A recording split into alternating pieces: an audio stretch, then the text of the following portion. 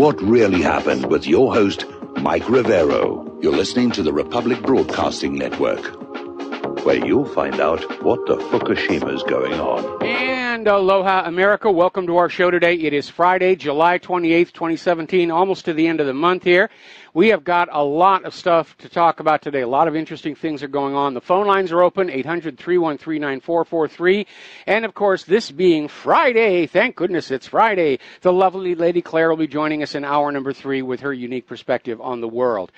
Now, over in the White House and the Congress, they're not even being polite about it anymore. In fact, it's starting to look more like the Parliament than the Congress over there, where they're out there screaming and yelling at each other. And Lindsey Graham is out there saying, don't you dare fire Jeff Sessions. Don't you dare do it. There will be all kinds of heck to pay if you fire Sessions. Now, of course, the president is allowed to fire anybody he wants. And you have to wonder, why is Lindsey Graham and so many other people, trying to protect Jeff Sessions? Well, because Jeff Sessions has been protecting Hillary Clinton and the narcocracy. And right now we're coming up on that August recess. And during the recess, the president has the authority to not only fire the attorney general, but to appoint a new interim attorney general whose term would run through the end of the year. Which means Trump doesn't have to get somebody that he knows he can get confirmed in Congress, because Congress isn't going to confirm anybody who might actually do the job. And we are still hearing rumors that Rudy Giuliani, who was a very aggressive prosecutor before he became mayor of New York, is still tapped to come on board. Giuliani was, in fact, one of Donald Trump's original choices for Attorney General, and he was told point blank, you will never get him through the Congress. So there's a lot of fear out there about what's going on. And Lindsey Graham is also out there. He wants to put a bill through Congress that can block Donald Trump from firing the special counsel. And again, Trump has the right to fire anybody he wants. But they want to keep Mueller in there because Mueller's on a fishing expedition. Mueller is already in violation of the special counsel statute because he has looked at what he was tasked to look at. He has found nothing, and now he's out there just running rampant across all of Donald Trump's life and that of his associates, just looking for anything he can find that can be used against Donald Trump.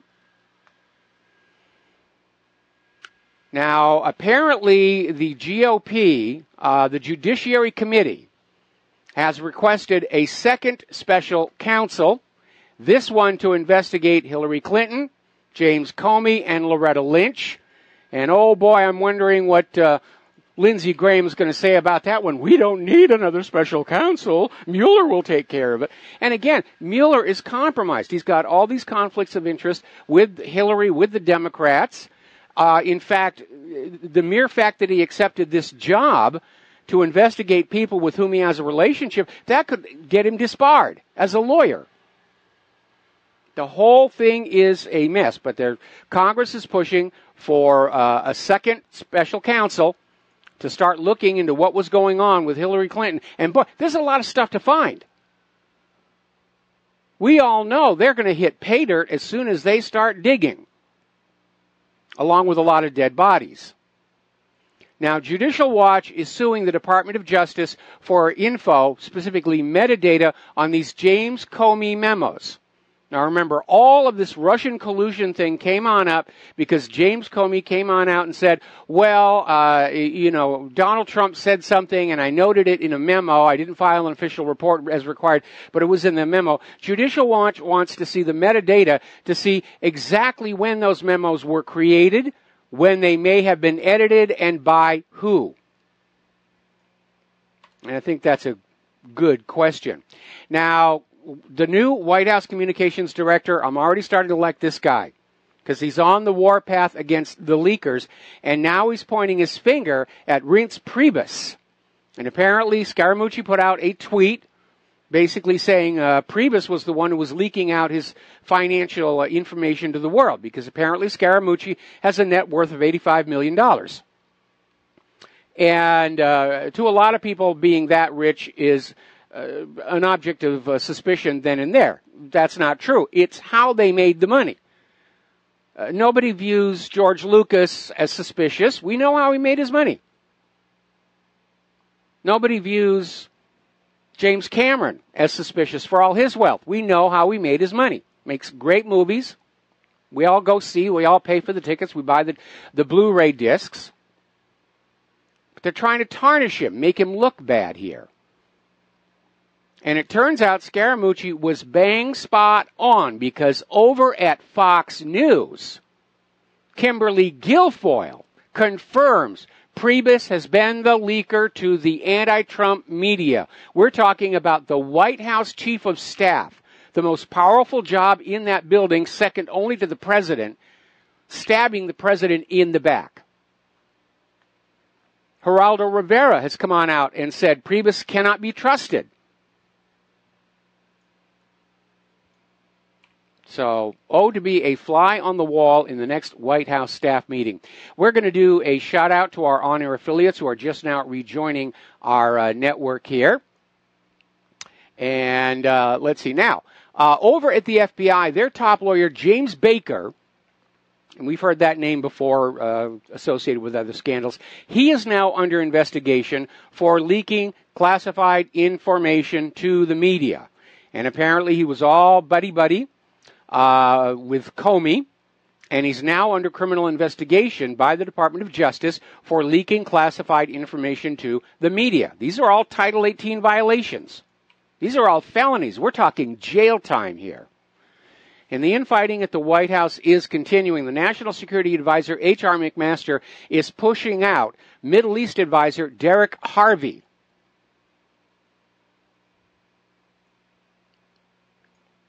So a lot of stuff is getting ready to happen during that August recess. Now, you remember that Imran Awan case, the IT expert. It's now been confirmed he had the login credentials for Debbie Wasserman Schultz's laptop, on which some of those emails that were leaked were stolen. And so now people are starting to ask if maybe Imran was the leaker or one of the leakers. And they wrongfully blamed Seth Rich and then killed him. But we are hearing, according to this article in the Gateway Pundit, Debbie Wasserman Schultz is an absolute wreck. She's barely able to function since Imran got arrested at the Dulles airport. And please don't tell her she's getting really, really depressed, because we know what will follow that one here. Now, the establishment media is refusing to cover this IT scandal. Once again, the corporate media, Fox is starting to cover it. Fox is starting to cover it. In fact, Fox came on out. You remember back when the lawyers who were handling that class action lawsuit against Debbie Wasserman Schultz reported getting threatening phone calls that seemed to be electronically altered. Fox News is saying that it appears the Awans helped Debbie Wasserman Schultz with that technology, which makes sense. That was their job, to help her with electronic computer type stuff. But they're trying to keep a lid on this. Now, we need to do a little bit of a clarification here. There's been a lot of information thrown around, some of it wrong, some of it probably intending to create confusion, and we're now getting a better grip on the story. There had been an earlier report that when the FBI seized the hard drives from Imran Awan's home, that they were in working order and they were destroyed later. That turns out to be completely wrong. Here's what happened. Apparently, Imran Awan was destroying all of these hard drives, and he just threw them in the trash outside of his home along with a bunch of routers and various other computer equipment. One of his neighbors is a Marine, and walking by the trash bin, noticed that this equipment all was labeled as U.S. government property. And being a Marine, he grabbed it all and called the government and said, this appears to be misappropriated hardware. Apparently, this Imran Awan actually threatened this Marine trying to get this hardware back. And at that point, the FBI came on over and took charge of it. And that's when Imran bolted for that airport. Now, we don't know how badly those hard drives are damaged, but there are some amazing technologies out there involving lasers that allow a lot of data to be recovered from a damaged hard drive. If he just banged up the outer cases, it's entirely possible the rotors are still in perfect working order. And if the rotors are in good shape, all you need is a new circuit board to go with them, and you can read all that data off. And clearly there is something on those hard drives that Debbie Wasserman Schultz and the Democrats and Hillary are very, very concerned about. So that's where we are on that particular story. And we're trying to sort out all the real information from the very obvious disinformation that's being put on out there to try and keep up a high degree of confusion. But you can almost smell the panic in the wind between the possibility that Hillary Protector Sessions may be booted out and Rudy Giuliani is going to come on in and be told point blank by President Trump, it is time to deal with all of these scandals. Then you have Imran Awan, who's probably very highly motivated now to try and make some kind of a deal. You have Debbie Wasserman Schultz, who appeared to be starting to make a deal even before Awan's arrest. This thing could be on the verge of breaking wide open, and I would not at all be surprised to see a sudden rush of suicides and strange deaths. Because the bad guys play for keep out there. They're serious, they play for keeps here.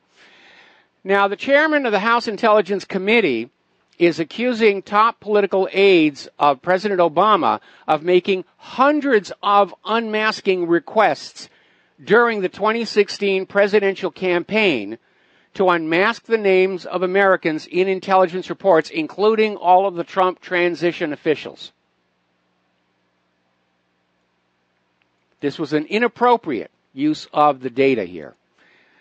Now, over in the Congress, apparently yesterday, Maxine Waters was basically talking to Treasury Secretary Steve Mnuchin. And Maxine Waters seemed to be more interested in getting her face on the camera than actually getting any answers, because she'd ask a question and the Treasury Secretary would try and reply, and she'd cut in. And she did it 12 times. And then when Steve Mnuchin came on out and said, will you let me finish what I'm saying? And Maxine Waters comes back and says, I can recover my time anytime I want.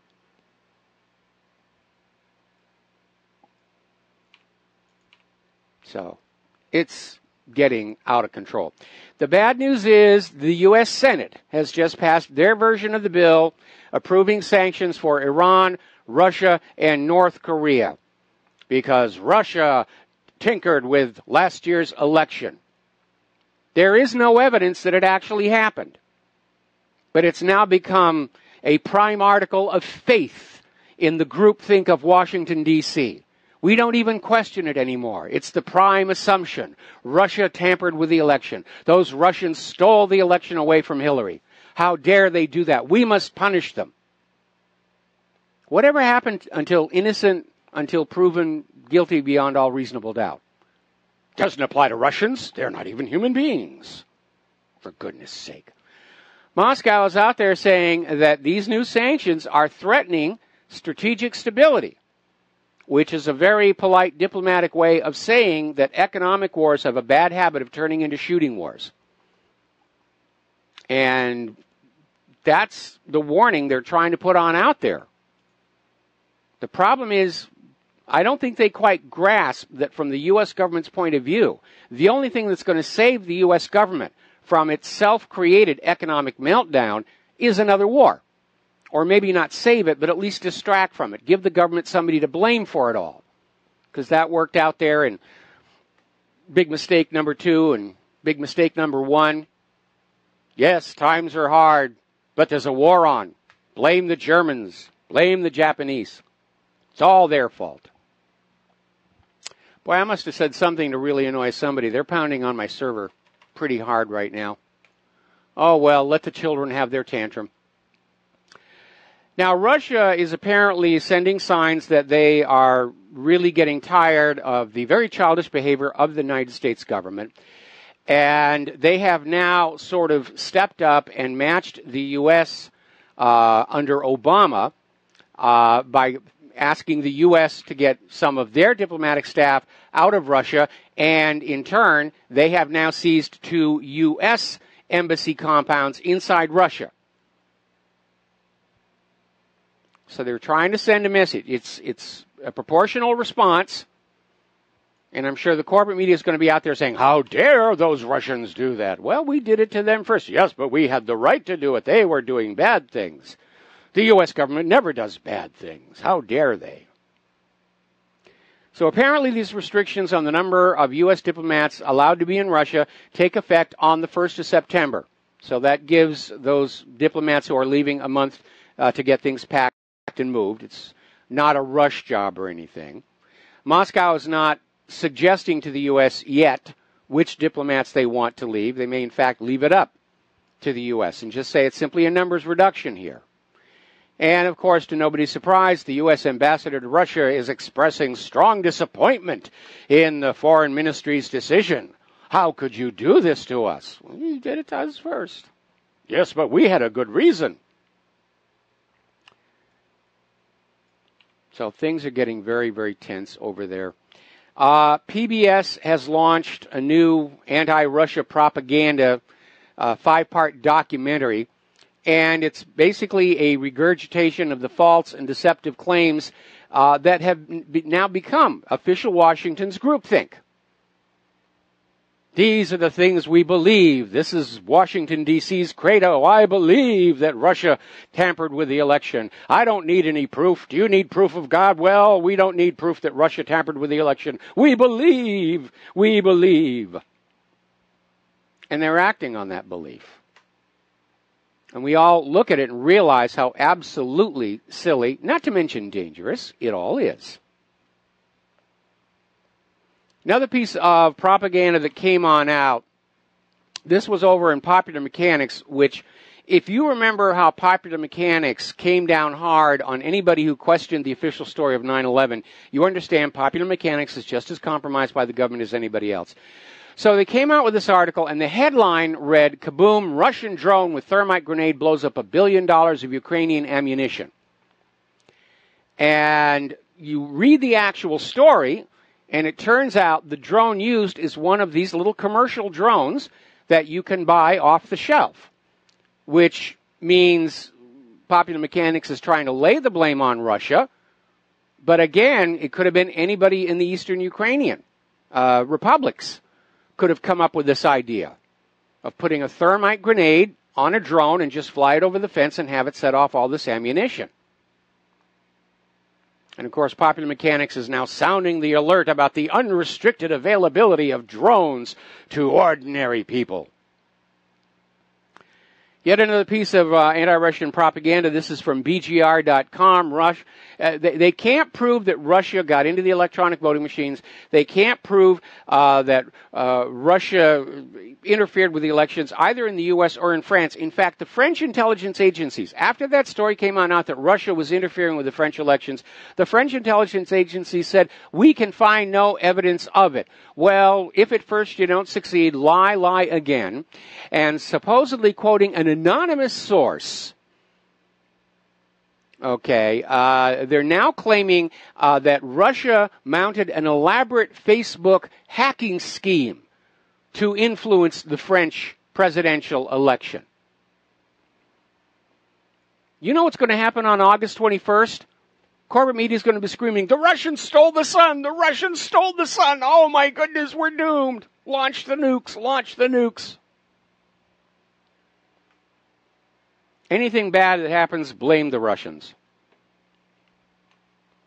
It was the Russians destroyed my wife's Android phone. They made her drop it in the sink. Okay, Turkey has finalized a deal to purchase an S-400 air defense system from Russia. Yeah, Turkey's moving toward Russia and away from the West. It's significant. We'll be right back after these commercials. And aloha, America. Welcome back to our show. We're going to take a phone call from Andy in Texas. Andy, aloha. Welcome to the show. What's on your mind? Andy? Hey, Mike, are you there? Yes, here I hear you. You're on the air. Okay, aloha snack bar. Aloha snack bar to you too. All right, hey, no, listen, The reason why we can't get anything done in this country is, A, we can't get any president in there that we want. We have to take what they allow through the system, and you have to have a ton of money to get into that system to even get past the barrier, which, in fact, is against the Constitution. It doesn't say the guy with the best or most money and best influence can be the president. But what we really need is somebody that we could trust inside the presidential race and whatnot, and then they get in the office, they can put the darn Constitution right in front of them and say, okay, this is the way it is, let's clean house. That's what we need in this country, because that Constitution affords us several different avenues to take care of business, and it also protects our rights. It doesn't give us anything. We the people have to assert what we want from this country. And what they've done is they've totally trashed the entire Constitution. They haven't taught us what it's supposed to mean. I mean, if you want to know what the Constitution says, you got to go read it yourself. Mm-hmm. And then you have to read the excerpts that the Founding Fathers who wrote it, you have to read what their intent was behind what they wrote. And instead of, there's no reason for anybody to sit in Congress or in the White House and try to interpret what the Constitution says, because it's interpreted simple by the simple words that were used to write it, and then it's also reinterpreted to make sure that those simple words that do make sense, it's reinterpreted by the excerpts that our Founding Fathers wrote. So if there's any question to what a simple word means inside the Constitution, it's covered in the excerpts that our Founding Fathers put together. So the thing here is, it's not really the problem of who we get into the presidency, it's how we get somebody into the presidency. What do you think about that? Well, obviously, Donald Trump was an outsider, and we overcame a huge amount of election fraud to get him in there. But again, he is surrounded by a completely corrupted system that is just struggling to keep him contained.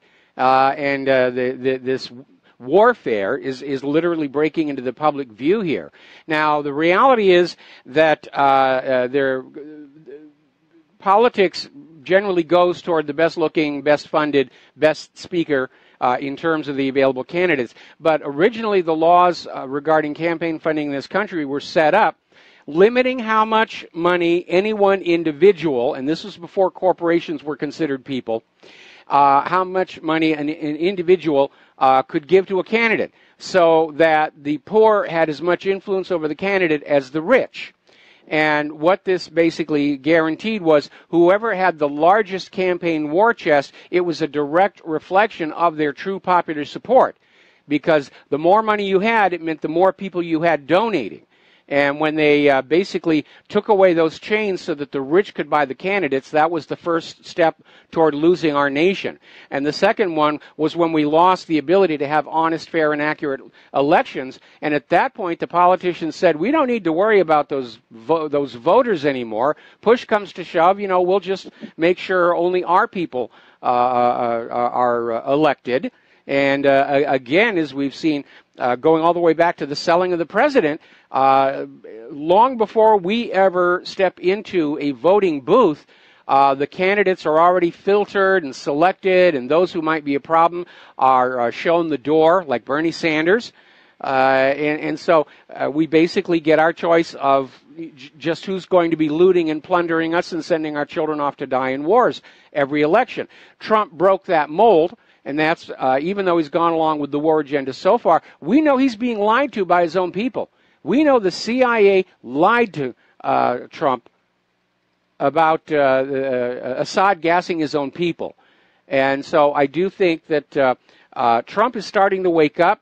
In the coming weeks, if we see him fire Sessions and get Julie, the first thing he ought to do is he ought to fire Reince Priebus. He cannot have a White House chief of staff who's openly working against him. Anyway, Andy, we got to let you go. Got to take a break for commercials. More phone calls when we come back. And aloha, America. Welcome back to the show. And let us go right back to the telephones. Dustin in New Jersey, aloha. Welcome to the show. What's on your mind? Hi, Mike. How you doing? Doing fine. Hey, Mike, I hope Trump does sign those sanctions because he knows it's veto-proof. But they're just shooting themselves in the foot like we talked about yesterday. Germany's not going to allow them to cut off the Nord Stream. there's just no way of that being put in because, like, most German big machinery companies are using natural gas, and they need that gas. Without that gas, Germany's done. Well, we're already hearing all over Europe that they're probably going to ignore these sanctions. So this is driving a wedge between the U.S. and Europe. And even worse, Germany is now talking about counter-sanctions against the United States. So this whole nonsense about more sanctions on Russia is actually creating an economic war between the United States and Europe, and neither of our economies are resilient enough to be able to tolerate that. You notice how even the globalists, they have that group think across the world, but yet they still comes down to local tribal oligarchy when they got to compete against each other, right? Yes. See, so that's basically the wedge, like now they're saying in Europe, this country, because look at the vote. You can just see by the vote of who voted and who didn't for it. They can see who they can trust and not trust, and obviously they can't trust their globalist buddies over here anymore. Hey, Mike, I don't know if you talked about this yesterday, about the IMF's Christine Lagarde saying we're probably going to wind up moving to Beijing. Yeah, we did mention it yesterday. Got to go where the money goes, huh? Yeah. Where the money flows is where the power goes. They're going where the action's going. The IMF has basically signaled that they understand the United States is an empire in decline, and that it's only a matter of time before our debt-burdened society economy is going to implode.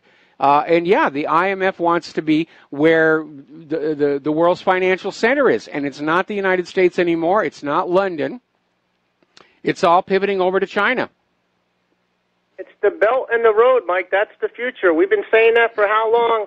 And this country is finished as it is now. The way the system's set up now, it's crumbling. Nobody can see that, what's going on with the corruption. We said this before, even it's just like Rome. People need to record these events because you're going to look back and say, what the heck happened? And like in Rome, and they didn't have a video camera back then. No, they didn't. And they had a guy with a chisel and a block of marble, and he was saying, "Stand still, stand still, stand still." And but the other parallel, of course, that I keep going back to is the collapse of the former Soviet Union. And the parallels are obvious. They bankrupted their economy, overspending on war. The central government was exposed, along with their media, as constantly lying to the public. And it eroded trust and ultimately cooperation by the Soviet citizens with that government, and eventually it just imploded. And there was very little bloodshed, and that is precisely what our country. Yeah, Mike, by the way, I don't watch the news. I don't watch TV, really. And I watched that Maxine Waters, asking for her time back. I mean, it's just, that's what your government is now. This is what it's become. It's garbage. It really is. It's just they're garbage. There's nothing redeeming about any of these people. Do you remember what Mark Twain used to call the Congress? That grand benevolent asylum for the helpless. Or how about a movie everybody can watch, Mr. Smith Goes to Washington? Oh, that's a good one. That is a very good one. It's just sad, man, Mike. Like how these people just, like that previous call about the Constitution, the globalists don't believe in Constitution. That's what we got. Like the Constitution means nothing to them, so they're not going to change unless they're forced to change by us, we the people. They don't believe in we the people. It's we the sheeple. They be the boss. And then, and that's, and obviously and unfortunately the boss is crumbling our infrastructure, ripped us off, send your kids to die in phony wars, and their kids stay home sucking up suds, drinking martinis and caviar. People got to wake up now, because it's just get ready, because I don't know when it's going to happen, but I'm telling you, Mike, I never seen things so bad. Like Washington, D.C. is just totally dysfunctional. It's unstable. Yes, I absolutely agree. All right, thanks, Mike. All right, thanks an awful lot. We're going to switch over to Errol in the Netherlands. Been a while since you called, Errol. What's on your mind today? Hello, Oh, hold on. Maybe this is too hard. Hello, Mike. This is top, state of the art. Yes. I want to say to you, Europe, Russia, Syria. So, let's see. Very quick. I'm very quick. Why is it so difficult for the Americans to see now that they have lost in another war? Syria is lost. Yes. They have destroyed that country. They have destroyed the country. They have put on, because they have lost, Yeah, but they won't admit it. They won't admit it. See, what do you... They won't admit it. I know. Oh, okay, Listen, what the U.S... Let me finish. Yes, sir. Excuse me. They won't admit it. Why won't they admit it? What is exactly... What are they going to do? They're going to put sanctions on Russia, on North Korea, and Iran. Hello? Am I still here? What beep is that? I don't know, but I'm hearing it from my end as well. It may indicate that we're being recorded somewhere along the way between our phone and your phone. So greetings to our friends in national surveillance. Yes, but the interesting part is, again, I always say the interesting part is when you look at the... I did geopolitics for 15 years. I studied geopolitics for 15 years long. Who is closer to Europe and who is further away from Europe? Now, then we got this confirmation. Russia has very much mineral gas. They got very much mineral gas. Europe needs that. Yes. Europe needs the mineral gas, exactly. So, I saw on the internet a discussion with a guy that deals in raw minerals. He said, okay, let's see if America can handle the gas to Europe from America, Yes. in a boat. In a boat. Yeah, they make these very large ships they call liquefied natural gas carriers, and they're easy to identify because they've got these giant spherical tanks all along the deck. Yeah, but when you look at the confirmation in the, how do you call it? The mineral gas will eventually come from Europe. Okay, now, the second part that I want to talk to you about is Syria. Do you know why the Zionists have attacked the mosque? Because Daesh is game over. That's game over for the guys. Israel, Yes. We know what Israel is. The Zionists, when the Zionists can have their place, they're going to do other things. Now you see this in the news. I look at the news, it is like, okay, let's get the mosque. Let's kill the mosque. Okay, I'm like, this is so lame. What a lame is that? What is that? What's that about? I know Jewish men. I know Jewish people. And they say, I don't want to go to the apartheid state that's called Israel. It's an apartheid state. The Zionists have been there for a long time, and I can say that from the Netherlands. Yes, I cannot been put in jail or nothing, because they know when I call out somebody, I know exactly what I'm talking about, because the Zionists need to be very, very cautious now, because when we see this happening now, today, also, the United Nations, they're also seeing this. When we see these people handling, and they have nuclear weapons, and they are acting like animals. Yes. Yes, then we are looking at some very dangerous powers. So, I just want to say to you, Mike, your show is going up right. I want to say to the people that are listening now, give Mike Rivero a hand, and also Claire a hand, because Claire is a musician with some music. Yes. Claire makes music. Give a hand. Hey, Mike, thank you for my call, and I wish you the best. All right, well, have yourself a good weekend. We're going to let you go here. And again, what's going to happen is we all understand that Syria is a major defeat for the U.S. war agenda because it was a stepping stone into Iran. But, of course, because the United States tried to justify its presence in Syria without the permission of Syria's government by saying we're really at war with ISIS and al-Qaeda, it opens up the way for the United States to declare it's a victory. We have won in Syria, even though their actual geopolitical objectives have not been met. It's like the U.S. saying that they won in Iraq, even though all of the reasons that we were publicly given for going into Iraq were lies and therefore could not be accomplished.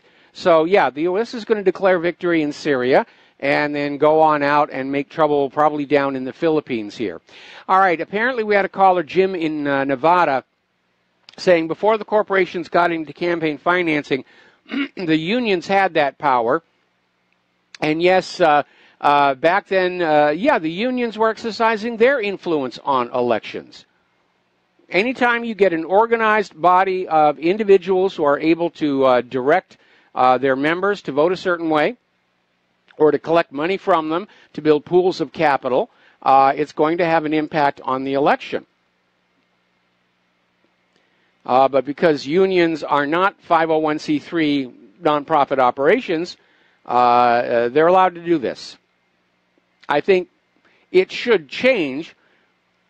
I think ultimately if we're going to have a republic with a democratically elected government, that we ought to go back to a system where every individual is free to make up their own mind and not be coerced by their union, by their bosses, by their teachers, by the politically correct. But again, in allowing that central federal government to become so powerful, it's become a prize that people will do anything to acquire. And sadly, for so many of our recent presidents, once they have it, they're willing to do anything with it. And of course, look at all that the stuff that's coming out about Obama now, with all the unmasking, use of the IRS as a weapon. All right, let's get on over to North Korea, because North Korea had another test missile launch. The corporate media is already declaring it an intercontinental ballistic missile, although it didn't really fly all that far, and it appears to have actually been more of a mid-range missile. But from now on, just like whatever happens, Russia's to blame for it. Anything North Korea launches is going to be described as an intercontinental ballistic threat of some kind. Kim Jong-un goes out and throws a frisbee. Oh my goodness, it's a secret North Korean weapon. Now, unfortunately, I wish Kim Jong-un would tone down the rhetoric a little bit, because he's not helping the situation. Apparently, in response to CIA boss Mike Pompeo suggesting that regime change in North Korea is a good thing, North Korea came on out and said, if you try and do a regime change, we will drop what they're calling the nuclear hammer into the heartland of the United States. I don't know that they can actually do it, but again, North Korea is standing up to the United States. I just wish they would choose their language a little bit more carefully. But then again, Kim Jong-un is not just playing to the United States, he's playing to his own people. And apparently the North Koreans still remember how badly they suffered at the hands of the United States of America all those years ago. And so they seem to be responding very positively to that. Apparently, over in the U.S. Navy, Admiral Scott Swift came on out with a statement saying that if Donald Trump asked, we would nuke China next week. And this is pure political speech, because if Trump were to order a nuclear strike through National Command Authority, this admiral would have to carry it out. It's an order. Launch the nukes. But he's almost cheering this on, right alongside John McCain, who wants to bomb everything until the world loves us.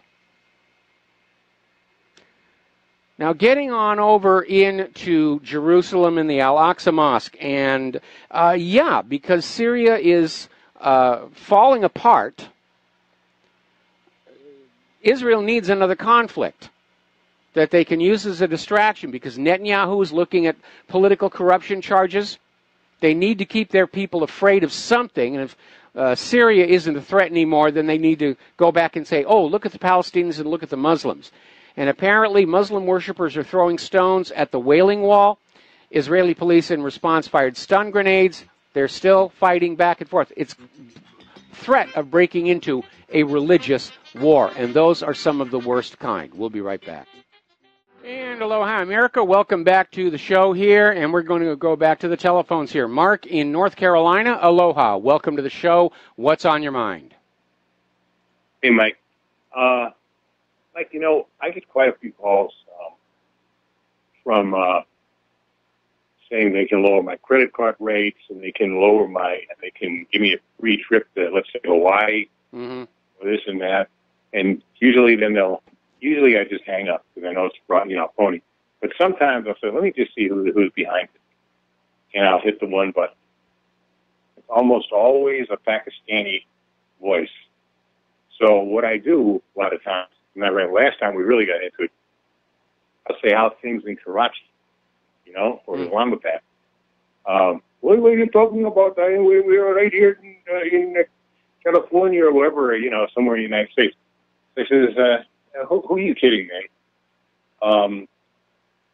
Sometimes I'll even play it a little bit and make it like I'm stupid and see what they really want. And then they ask for my credit card number and stuff. So I says, you really think I'm stupid, Mohammed, don't you? Something like that, I'll say. Then they get angry, right? What you talking? And then the last time, as a matter of fact, one jackass made a threat to me. Told me he was going to get me, right? I says, well, just to let you know, this is a gun-free zone. My house is is not a gun-free zone. So, do what you got to do. I called the sheriff's department anyway, just to let them know that this fraud is going on. But sheriff's department around here is basically, I think they must hire from the nearest group home, Yes. So, maybe an IQ of about 70. So, they said, oh, nothing we can do. I said, I didn't say you said nothing you can do. I'm just telling you that if I have to take care of business, just to let you know, I'll let you know, okay?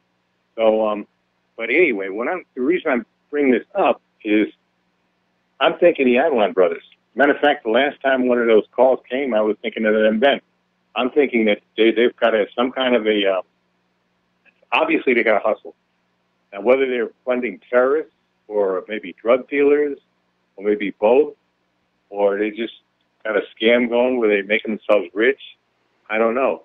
But I'm hoping that we're going to get to the bottom of a lot of stuff now. Well, evidently, I think one of the real possibilities is that they were blackmailing people.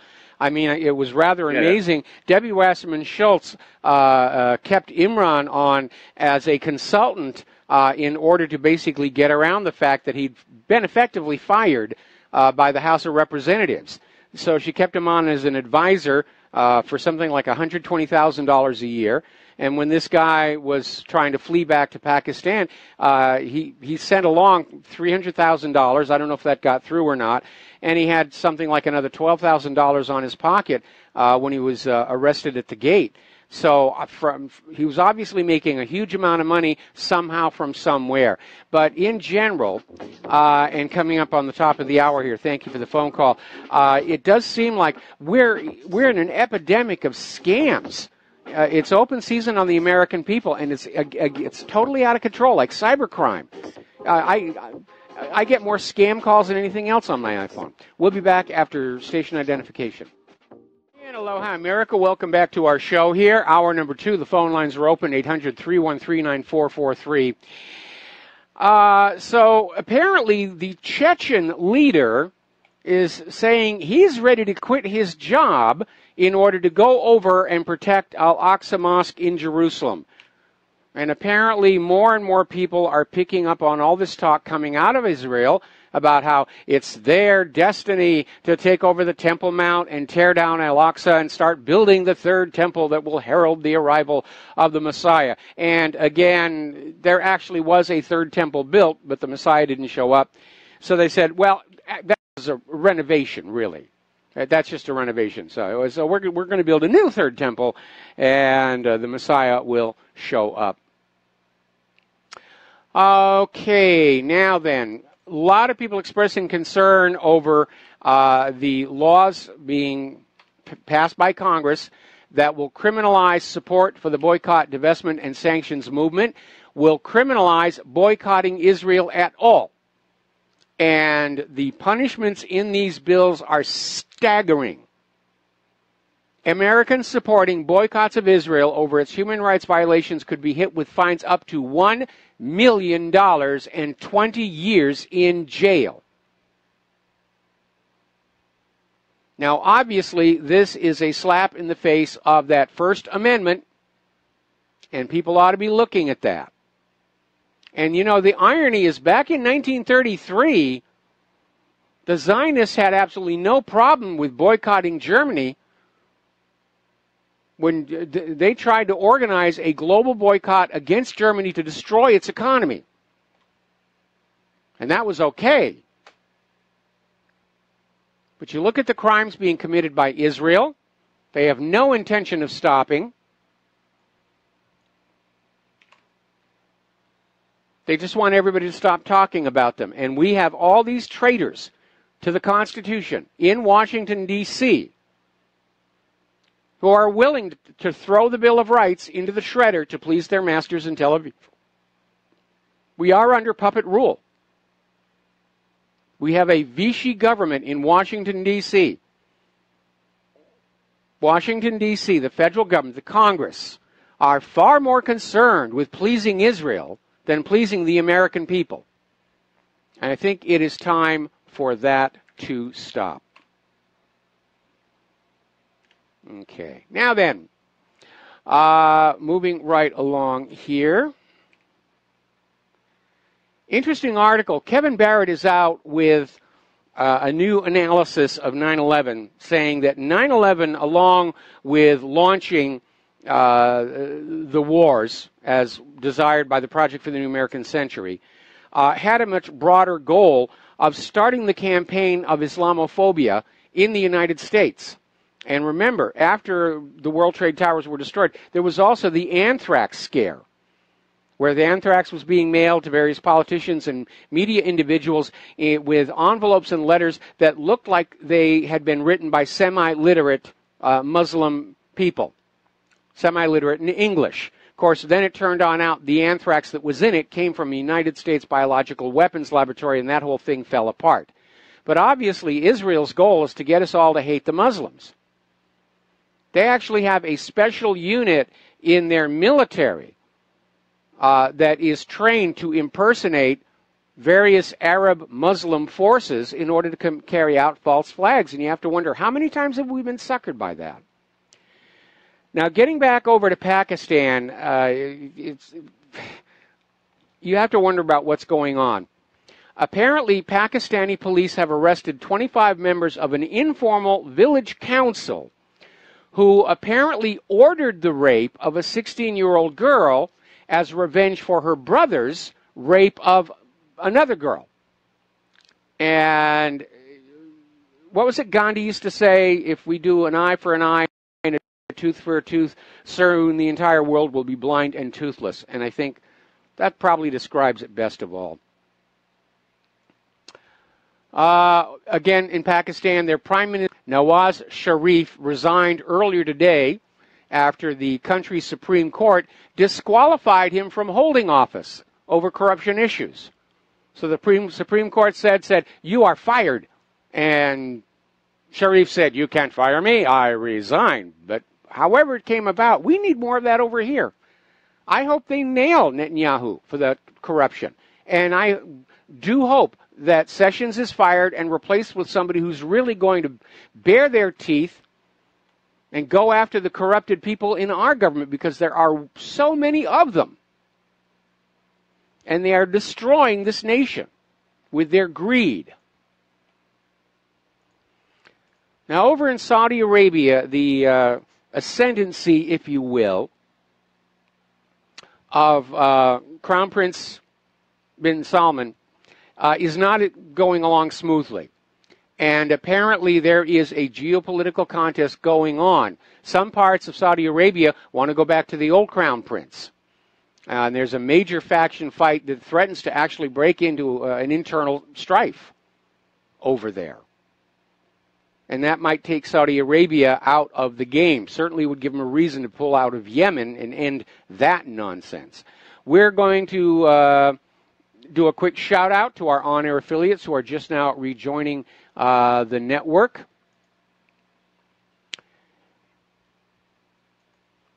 Story coming out of The Real News. Trump's fantasy military budget hides the real costs. And we know that as much money as is being poured into the military that is acknowledged, there's actually a lot more hidden budgets, black budgets. And apparently the gist of this story right now is that in order to get around Pentagon budget caps imposed by law, they're using the foreign war budget, which doesn't have a cap, as a slush fund. They throw money in there, and then it goes from there back to the Pentagon for things like weapons development. We're going to take a phone call. Frank in North Carolina, aloha. Welcome to the show. What's on your mind? Yeah, thanks, Mike. Yeah, I appreciate you talking about this, what is it, Senate Bill 720, I believe, where all these Republicans and Democrats are finally coming together on something. Yes, amazing, isn't it? Make it illegal to boycott Israel. I mean, I think that really tells us where the road leads to. And I don't know this for a fact. Somebody correct me if I'm wrong, but I'm going to go out on a limb, because I've heard a couple other people mention it over the past 24 hours. There has not been one word of this matter coming out from the InfoWars group. Isn't that amazing? I was unaware of that because I don't spend a lot of time over there, but that would be very interesting. But again, early in his career, Alex Jones made a YouTube video, I think it's still up at YouTube, where he just says, I'm a supporter of Israel, and I always will be. And, of course, immediately after that, his operation got a lot of funding coming on in. But let's leave Alex Jones out of the equation here. Your first comment was right on mark. We have a Congress that can't agree on health care. We have a Congress that cannot agree on tax relief. We have a Congress that can't agree on how they're going to help the homeless and hungry in this country. But anything Israel asks for, it's nearly unanimous vote. Cynthia McKinney used to say that if you were a freshman congressman, you were literally required to swear an oath of allegiance to Israel, or you were not going to be allowed to sit in your chair. And I find that absolutely aberrant. And having spoken to Cynthia McKinney on many occasions, I don't think she's lying about that. No, it rings true to me. She sounds very credible. One more thing. I heard someone was referring to a Rasmussen poll last Friday. It was a guy named Owen Stroyer he was hosting a radio show, and he said that this recent Rasmussen poll had stated that the American people's outlook, they're happier than ever before, and then he immediately tied that to the Trump presidency. And something about that just didn't ring true to me. What's your take on that? Well, every time somebody comes out with a poll that the people are happy, a lot of people are going to try and take credit for it for their own particular candidate, their party, their agenda.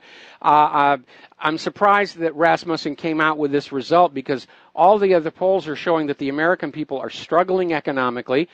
They have no confidence that the future is going to be any better. Everyone's concerned about the coming wars, but we know that polls exist in two flavors.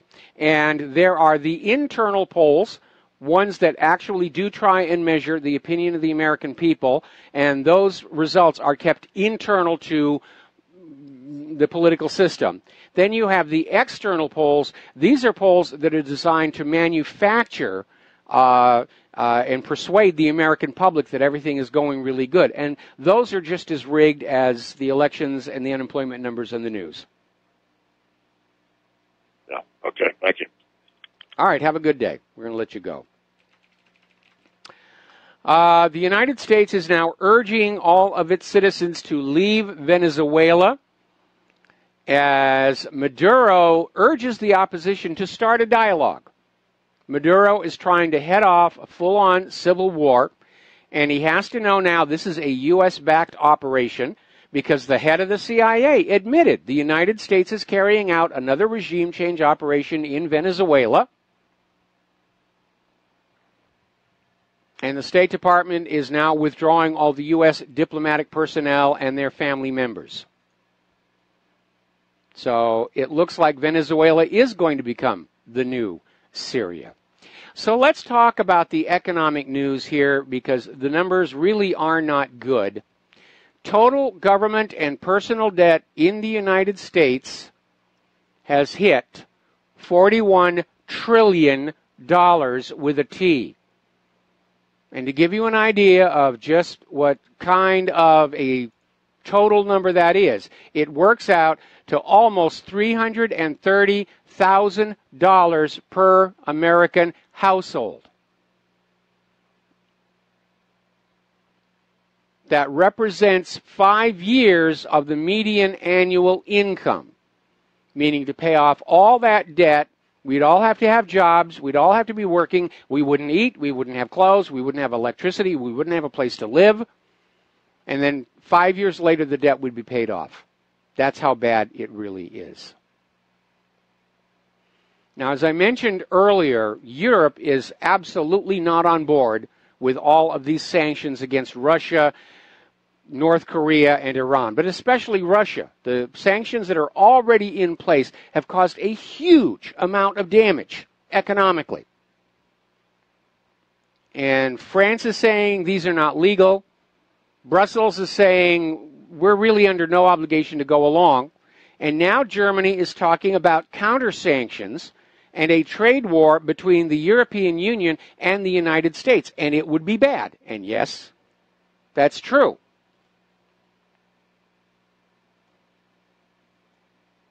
And the danger here is that trade wars, economic wars, are just one step away from shooting war. Okay, I'm getting word now that Priebus is now out as White House Chief of Staff. And apparently General Kelly is in. Hopefully some more details will be coming forward. Next commercial break, I'll look for that. Wells Fargo, good old Wells Fargo. If you ever wonder if a banking institution is crooked, well, you can stop asking questions. It turns out they all pretty much are. Now, Wells Fargo, as you know, got caught stealing millions of dollars from its customers with crooked overdraft fees, creating fraudulent accounts, threatened to fire and blackball employees who tried to stop the frauds. They defrauded broke mortgage borrowers. It turns out they also defrauded 800,000 car loan customers with car loans, forcing 274,000 of them into delinquency, and wrongfully repossessing, which is a polite way of stealing, 25,000 of their cars. Did you know in the French Revolution, long before the nobility and the royalty went to the guillotine, the revolutionaries were killing the bankers? It wasn't a coincidence.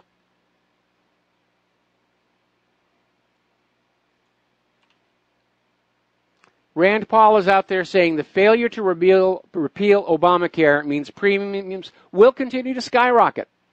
The health insurance companies do not have a reason to stop. You are still required to buy those Obamacare-compliant health insurance policies. And the costs are going up. The deductibles are sky high. These are basically useless. The health insurance companies have come out with a very expensive, useless product. And as is always the case when somebody has a very expensive, useless product, they get the government to order you to buy it.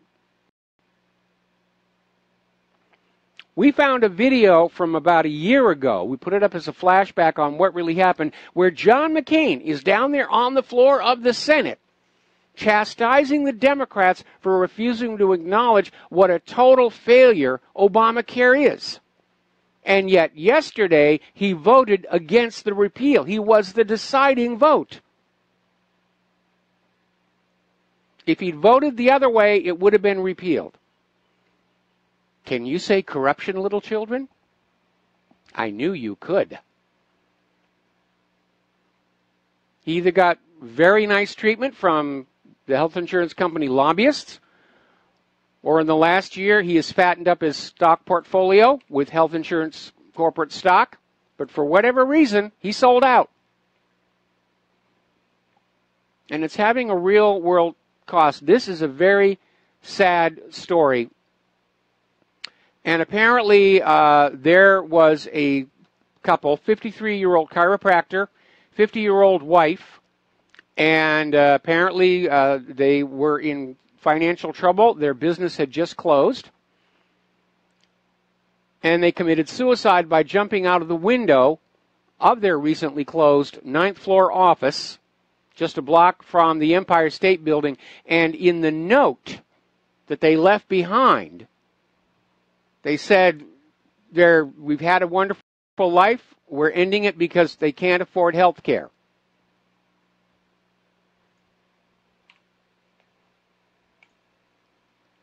All right, let's talk a little bit about computers. First of all, I want to backtrack on something I mentioned yesterday about iTunes and the payment.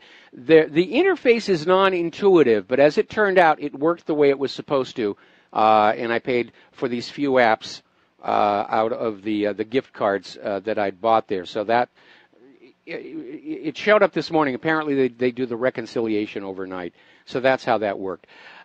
One of the problems with the updates is that a lot of the apps we'd already bought and paid for on the Claire's older iPad and my older iPhone had to be updated. And all of a sudden we're getting all these warnings on apps that are working on our various devices. You click on them and it says, warning, this has to be updated for iOS 11. Okay, that's going to be fine. Unfortunately, a lot of these app developers have gone out of business. There won't be a version of these very useful tools for iOS 11. And it almost seems like Apple has gone down the dark road right alongside Microsoft of planned and forced obsolescence to get you to buy the same thing over and over and over and over again. Now, again, that being said, the hardware it's amazing. It's so much faster and better than what we had before. I'm very impressed with the hardware. And I'm very glad to have Claire back on an iPhone after that junky Android interface. All right, we're coming up here on a commercial break. And when we come on back, apparently people are starting to analyze Google's new search algorithm. And they're finding a built-in bias which is not going to be much of a surprise to anybody at all. So we're going to be talking more about this when we come back from these words from our sponsors. And aloha, America. Welcome back to the show. And boy, all of a sudden it's turning into a dramatic news day. The corporate media is now confirming Priebus is out as White House Chief of Staff, as well he ought to be. And he was allowed to resign, but everybody understands this was a White House Chief of Staff that was stabbing his own president in the back. Almost reminds me of the movie Dave. And Homeland Security Secretary John Kelly is the new White House Chief of Staff. So lots of transitions going on over there. For some reason, this is being reported over in Investment Watch blog, the Democrats abruptly shut down the Senate Russia panel. And there's a video there with more details. It's featuring Hawaii's Senator Hirono. Apparently, the GOP was starting to ask questions that they didn't really want to have answered. So that's been shut down as well. Lieutenant Colonel Schaffer is out there saying there is now evidence that Debbie Wasserman Schultz used one of the Awan brothers for malevolent activities against Bernie Sanders. So now we know why Debbie Wasserman Schultz is feeling so nervous right now. And one of two things is going to happen. She's going to make a deal and turn state's evidence for whoever's going to be replacing Jeff Sessions, or she's going to get really, really depressed and commit suicide by stabbing herself in the back 16 times. Getting on back to computers. Article that came on out of WSWS.org. Basically, people are analyzing Google's new search algorithm, and they find out that it is de-emphasizing conservative and even extreme progressive websites. Basically, the Google search algorithm is presenting results that are in line with the official statements found in the New York Slimes and the Washington Compost. So Google is now a gatekeeper, which is why so many people are turning away from Google and going to the alternative search engines here. Now, one thing Google did do is they've uncovered, and they're working to block malware that's being used to spy on Android users. And the malware is called Lipizan. Inside the code, track it back to an Israeli technical company called Equus Technologies, which offers tailor-made innovative solutions for law enforcement, intelligence agencies, and national security organizations.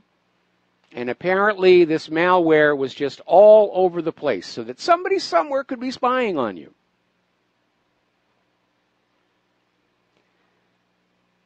So let's talk about radiation here. And let's get some callers calling in here. 800-313-9443. Over in St. Louis, there is a Superfund site. And it was declared a Superfund cleanup in 1990. But nothing has been done. They don't know how to clean up this radioactive waste, and now it's leaching out. And what this site is, this was a radioactive waste dump that goes all the way back to the Manhattan Project and the building of the first nuclear weapon. And back then the attitude is we've got to win the war and we don't care what the long-term consequences are. Just dig a hole, put the stuff in there, we'll deal with it later. And it is now much, much later, way too late. The material is leaching out into the local environment and nobody knows how to do anything about it. Same thing that we're seeing over in Fukushima, where they have had to go back to just dumping radioactive wastewater into the ocean. At this point, all of these different governments are so caught up in the immediate necessity of not going bankrupt because of the private central banks, they're not thinking anywhere in the long term. This decision to dump fracking water into the Gulf of Mexico, for example. We'll be right back. And aloha, America. Welcome back to the show here. And, boy, big doings in Washington, D.C., and the corporate media is still going on about how Priebus apparently resigned officially yesterday, and it was kept secret until Air Force One landed at Andrews earlier today. Then the announcement started coming on out.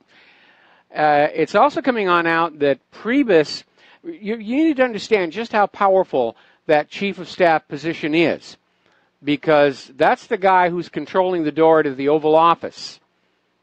If he doesn't want you to see the president, you won't. And apparently one of the big stinks that were going on between Priebus and Scaramucci was Priebus was simply scratching Scaramucci off the president's schedule.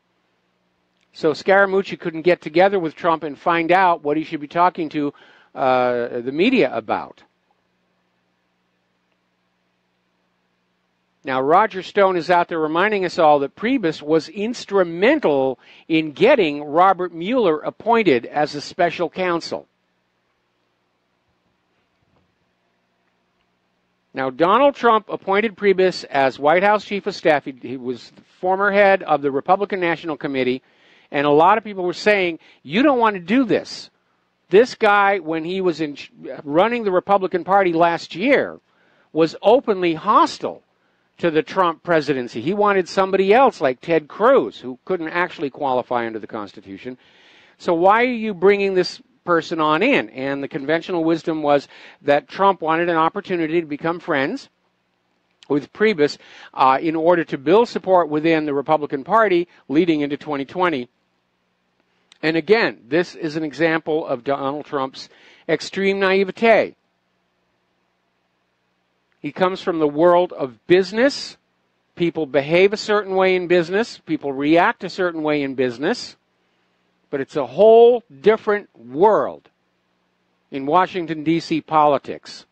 It's not really a swamp. It's a snake pit.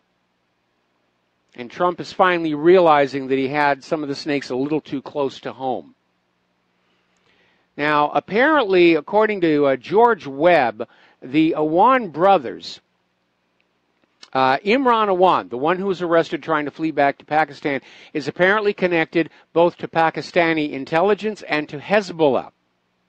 And yet they let this guy inside the Congress with access to all the congressional computers.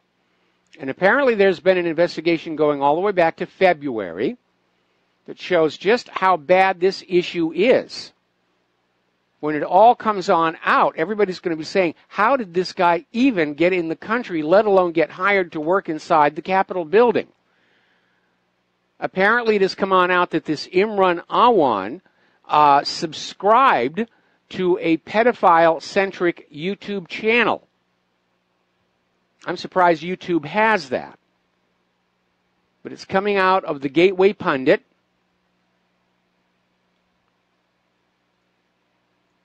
It's just amazing. Maybe everybody in Washington, D.C. is so corrupt that they just didn't notice another one coming on in there. But a lot of people are now starting to look at this issue that Debbie Wasserman Schultz continued to pay Imran as an advisor for 5 months after he was kicked out of the House of Representatives computer system. Did she really just like him that much? Or did he have something on her? Did he have additional copies of the emails? Did he have copies of Hillary Clinton's 30,000 missing emails? It's going to be interesting to see how much can be recovered from those smashed up hard drives. Because you can take a hammer to a hard drive and you can make that outer case look like a disaster. But those rotors are very well protected inside. And if you don't physically open up the drive and go after the rotor, might be surprised to find there's a lot of information still there. A lot of people seem to be very, very scared about that. Lieutenant Colonel Tony Schaffer is out there saying the Awan brothers sent sensitive intelligence to the Muslim Brotherhood. Also out there, again, another confirmation, Awan brothers helped Wasserman Schultz screw Bernie Sanders' campaign.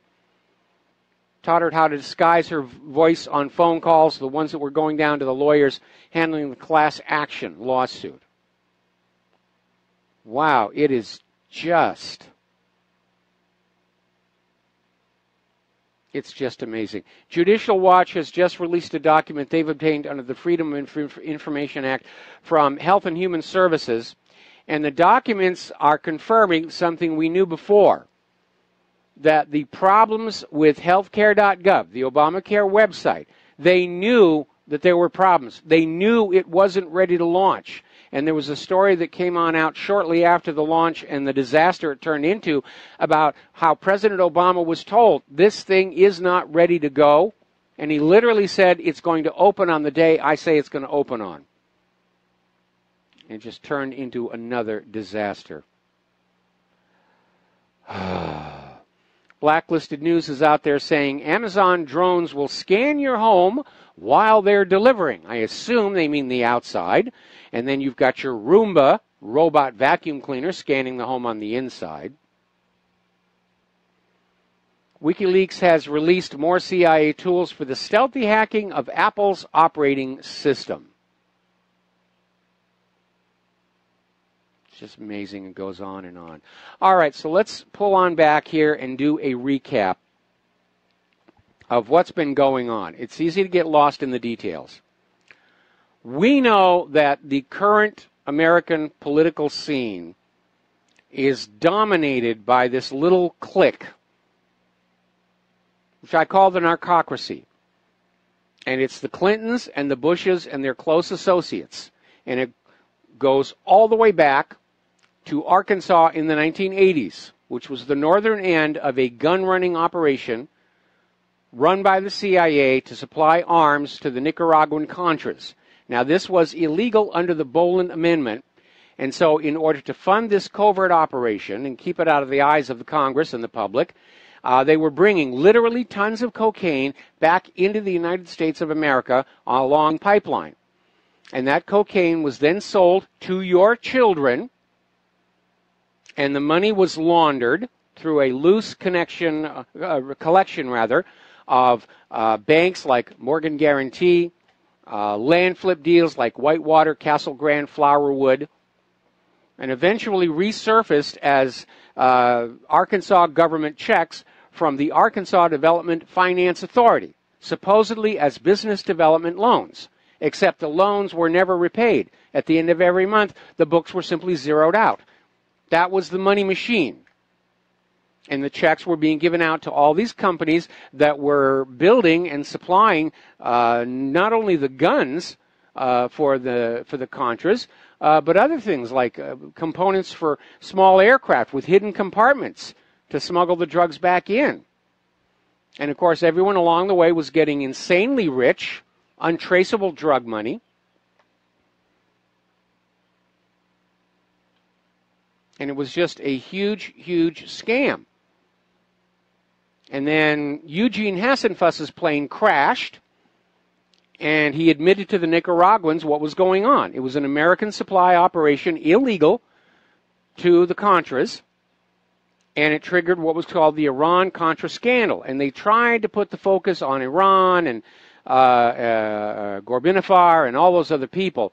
And they were holding congressional hearings. And anytime they started getting near any of those Arkansas airports or anything connected to the drug running, chairman of the investigation, Hawaii's Senator Daniel Inouye, would shout, "Executive session." They'd close the doors, kick the public and the press out. That was the part that the public was not supposed to know about, that a big supplier of illegal drugs to our children was the U.S. government itself. Gary Webb, of course, documented all of this in his 5-part series in the San Jose Mercury News called Dark Alliance, which was then picked up and reprinted all over the internet. And Gary Webb was attacked by all the corporate media. How dare you say such things about our government? You're insulting, you're implying our government engages in such things, even though they had been caught red-handed doing it. And ultimately, Gary Webb was suicided. And then you had Sally Denton and Roger Morris, who acquired Barry Seal's paperwork. Now, Barry Seal fit into this. Barry Seal was one of the pilots that was flying the guns down to Nicaragua and bringing them back. And I understand there's a new movie out about him. Tom Cruise is starring, and I'm sure they're going to completely spin this story around.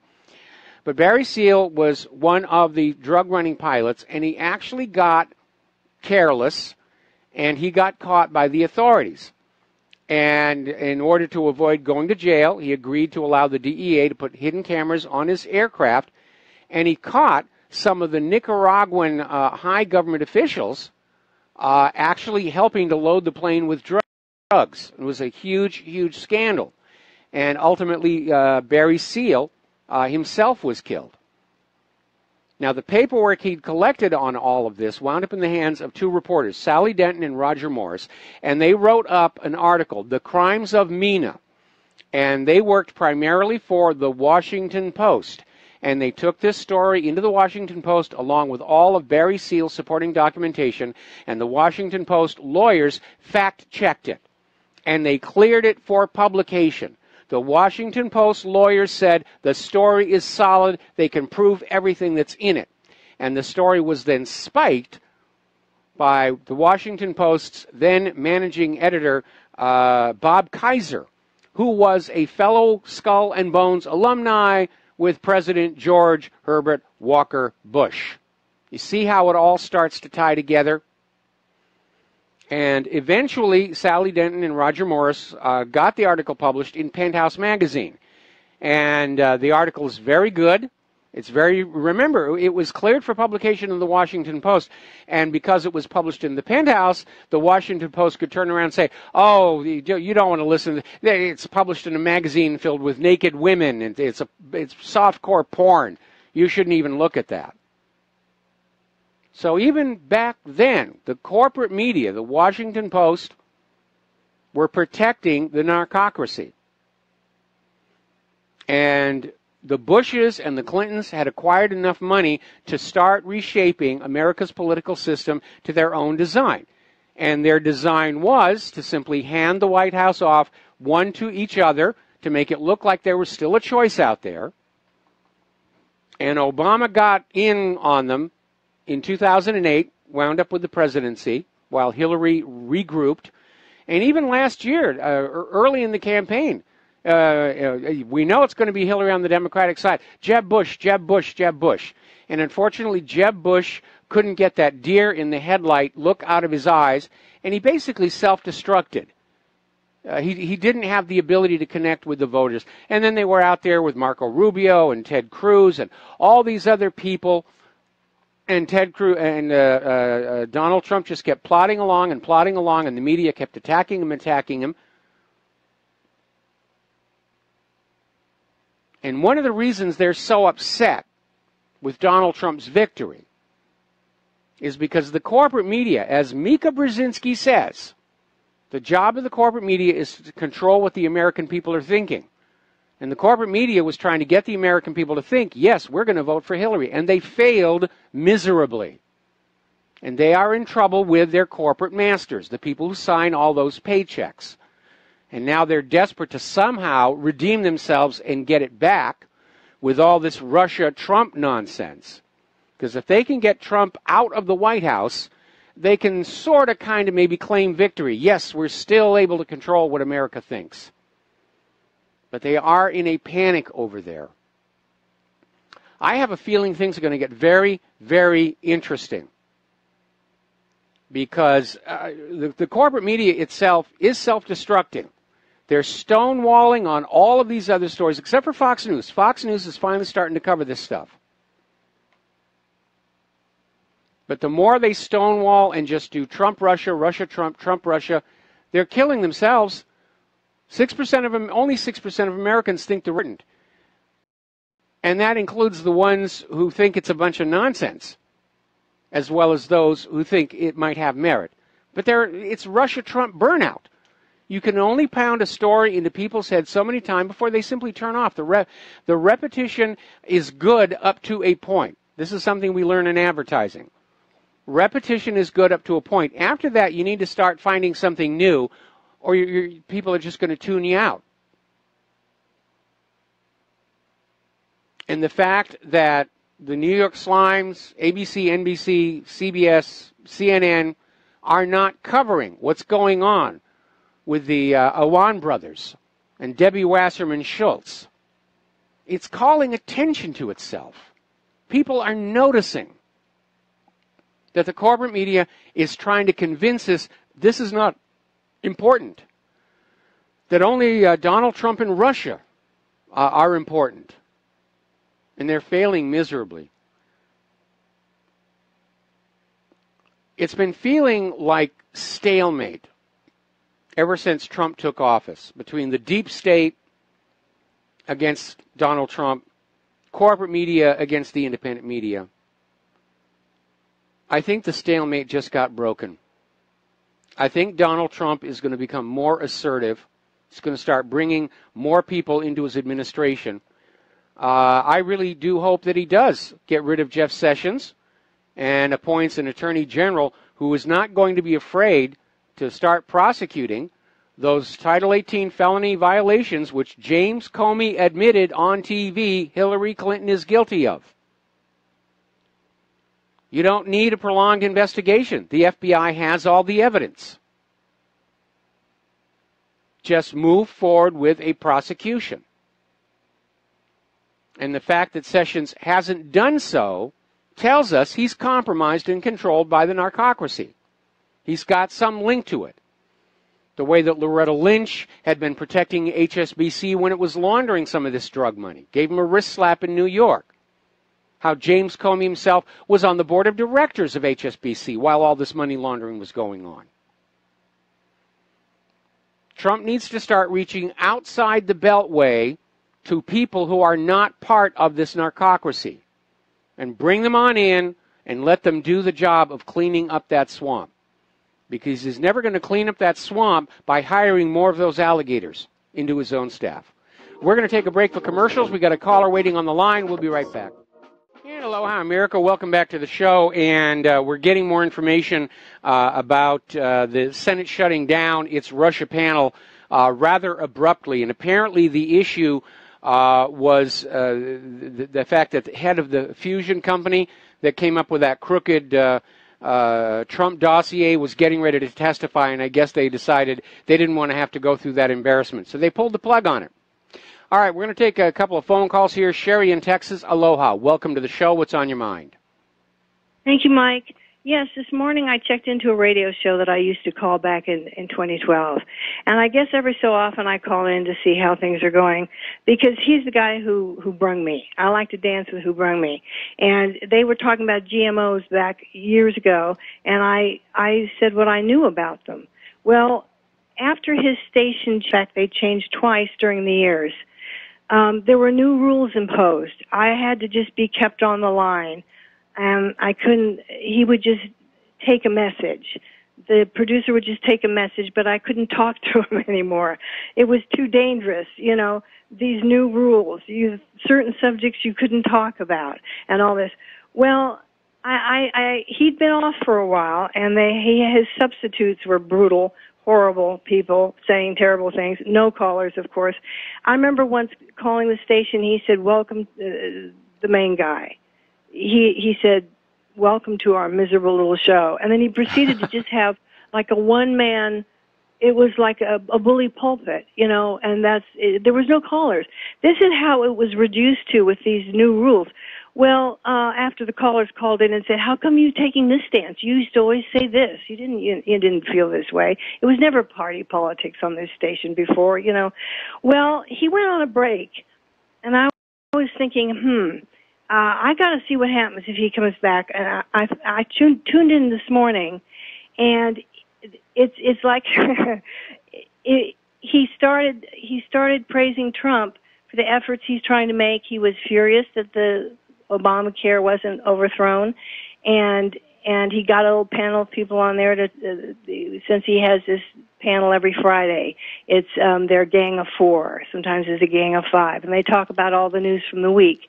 And I didn't have a chance to listen to the whole thing, but he started changing his tune. Well, afterwards, after this gang of 4 thing, they're on for about an hour and a half. Afterwards, here came the callers again, and it was so wonderful. just giving people a little window that now he is starting to see that. You're talking here about. Okay, these, Sherry, you got to wrap this up because we're coming to the top of the hour. Okay. Well, yes, I know. This is to confirm that the media needs us, and if they're going to pull away and if they're going to panic and pull away and give us a hard time, they're just going to lose. They are shooting themselves in the foot, and I see signs of if you want to survive, you're going to have to join us. And I'm well, saying it's not a question of joining or something. If you're a news organization, you're supposed to be reporting the news. But as Mika Brzezinski admitted, that's not their job anymore. Their job is to control what we're thinking. And that's why we see all this green screen nonsense and phony location shots and all the rest of it. All right, Sherry, we're going to let you go. We're going to do station identification. We're going to take one more phone call when we come back, and then we're going to join with the lovely Lady Claire. And aloha, America. Welcome back to our show, hour number 3. And for those of you watching on BAM User, this gorgeous creature sitting next to me is the lovely Lady Claire with her unique perspective on the world. But before we start with Claire's talking points, let's take a phone call from Don in Iowa. Aloha, Don. Welcome to the show. What's on your mind? Hello, Mike. I Googled wrecked hard drives, Debbie Wasserman. I was trying to find out about these hard drives, and instead what came up was she is an absolute wreck. Debbie Wasserman Schultz is an absolute wreck, barely able to function. So I don't think it looks like she's not really taking it in stride, and she's. Well, I hope this is. I hope this isn't the run-up propaganda to she got depressed and stabbed herself in the back 18 times. I don't know, but another thing about this, they found these hard drives. What I read in one of these deals was there was a Marine living there at the new house. Mm-hmm. What I'm thinking is that might not actually be. He might have been there on a mission. He might have. When it all comes out in the wash, it might turn out that this guy was there looking for that stuff. Well, the story that I heard was that he just spotted it in the trash, and apparently the latest development is that Debbie Wasserman Schultz had given these hard drives to the Awan brothers to dispose of. And so they basically took him to this one property that Awan owned. Apparently he owned 2 residences, and he was just whacking them with a hammer and throwing them in the trash. And the Marine was walking by and spotted the stickers on them, which identified them as U.S. government property. And so he basically said, okay, we got to get these back to where they're supposed to be. And Awan threatened him to get them back from the Marine, and at that point, that's when it escalated, and the FBI came on over and took possession. So Awan apparently decided he was going to get the heck out of Dodge, was arrested at the airport, and I'm sure that Debbie Wasserman Schultz is understanding that right now she is a serious liability to the Clintons, mm-hmm. and the Clintons don't allow their liabilities to live for very long. He's an absolute wreck, barely able to function, is what it says here. Yeah. But, yeah, I hope that, did you hear that Priebus resigned already? Yeah, well, he was allowed to resign. I mean, the reality is he was fired after Geraldo Rivera and one of the other Fox News reporters confirmed he's been the main leak to the anti-Trump media all this time. This is a White House chief of staff openly trying to sabotage his boss. Everybody knew it from day one. From day one, I think everybody kind of pretty much knew it. Well, we all wondered. I think Trump had to give that guy a job. He was trying to make friendships with the whole Republican establishment, but it didn't do any good anyway. They're still not his friend. They're still trying to screw him over every time they get a chance. Oh, absolutely no question about that. So he was trying to do that. That's why he took Priebus.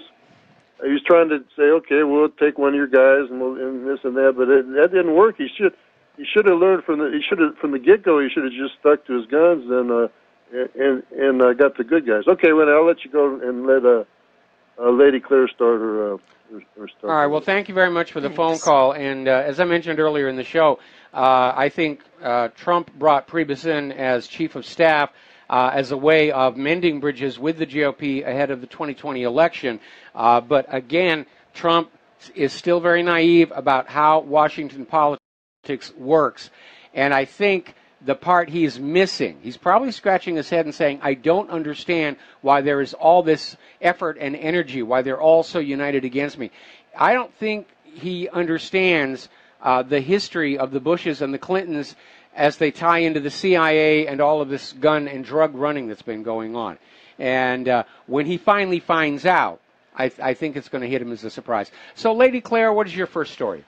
Well, the first story is that a judge, thankfully, has slammed incompetent cops after SWAT raids innocent family for growing tomato plants. You know, this comes from the Department of You Can't Make This Stuff Up.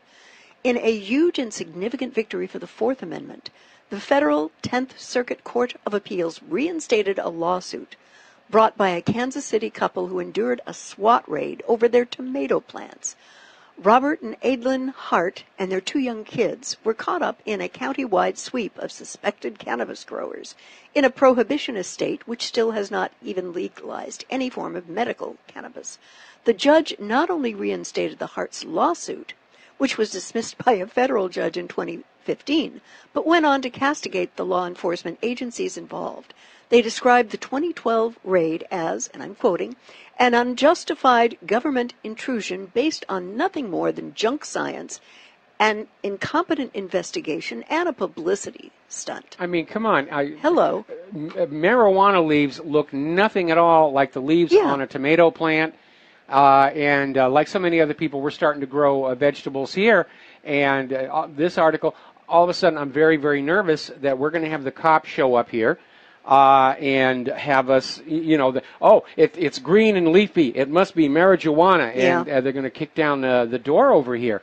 And I think we need to maybe look at the fact that the decline in American education in general is having a negative effect because your rank-and-file police officers are just so dumb to know what they're looking at, and they're just trained to assume everything they're looking at is either an illegal drug or an illegal weapon, and to respond accordingly. Oh, and do we have a shout-out, dear? Yeah, well, we need to do a quick shout-out now to our on-air affiliates who are rejoining the network, and, of course, the lovely Lady Claire is with us.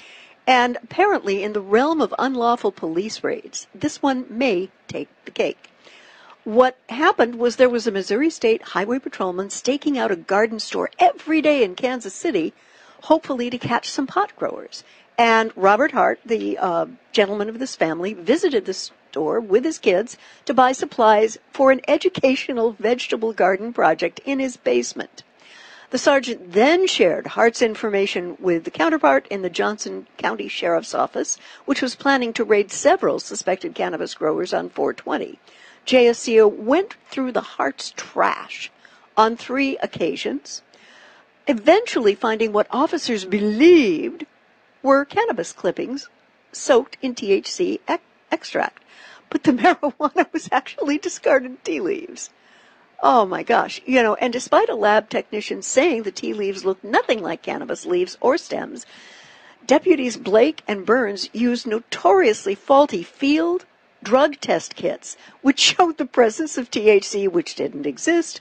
These supposed field drug tests were the basis for planning the raid, but the deputies never photographed or documented the tests, leaving Judge Carlos Lucero to note that these circumstances gave the deputies the motive to lie. Well, what a nightmare. There is a known issue with a lot of these field test kits for drugs in terms of they're very simple chemical tests, and that means there can be false positive for things like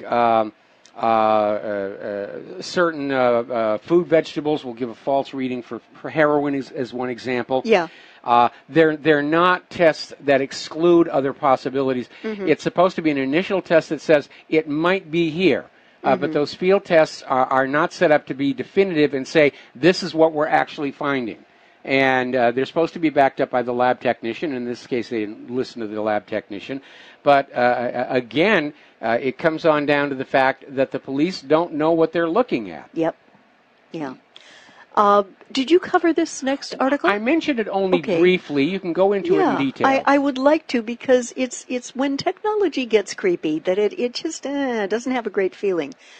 And the title of this article from Blacklisted News, Amazon drones to scan your house while they're delivering. And apparently preparing for the future means preparing every part of your life to be exposed to the world. But how far is this going to go? The Amazon patent filing that was granted on Tuesday offers a small intrusive clue. This filing covers data collected as Amazon's drones fly overhead and speedily bring you the purple Lacoste shirt you need to look fetching on a date. But the drones won't be just innocently servicing your needs. This filing says that it will be obtaining data. Now, it didn't really characterize what kind of data it would be looking for, but the implication is that when the drone delivers the product, it's going to be scanning your home. The filing says current data may be received by a computer system, and properties about a destination for the delivery may be identified by analyzing the data. A recommendation may be generated based on, at least in part, on the identified properties. Okay, what it sounds like to me is basically they're going to be scanning for things like you've got a pool in your backyard, maybe there's skis or other identifiable sporting equipment that will be added to your consumer profile. But it's still very creepy, and I'm definitely not comfortable with that. We're going to take another quick phone call here. Tom in Florida, aloha. Welcome to the show. What's on your mind?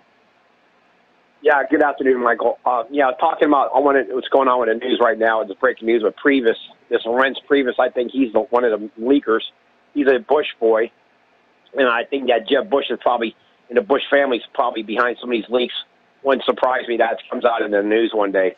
The Bushes, I wouldn't trust them as far as I could throw them. That Jeb Bush is a total idiot. The guy is he's a new world globalist, wants to flood this country like Merkel wants to do to Germany and Europe. This is what Jeb Bush does. He very speaks Spanish and English in his household.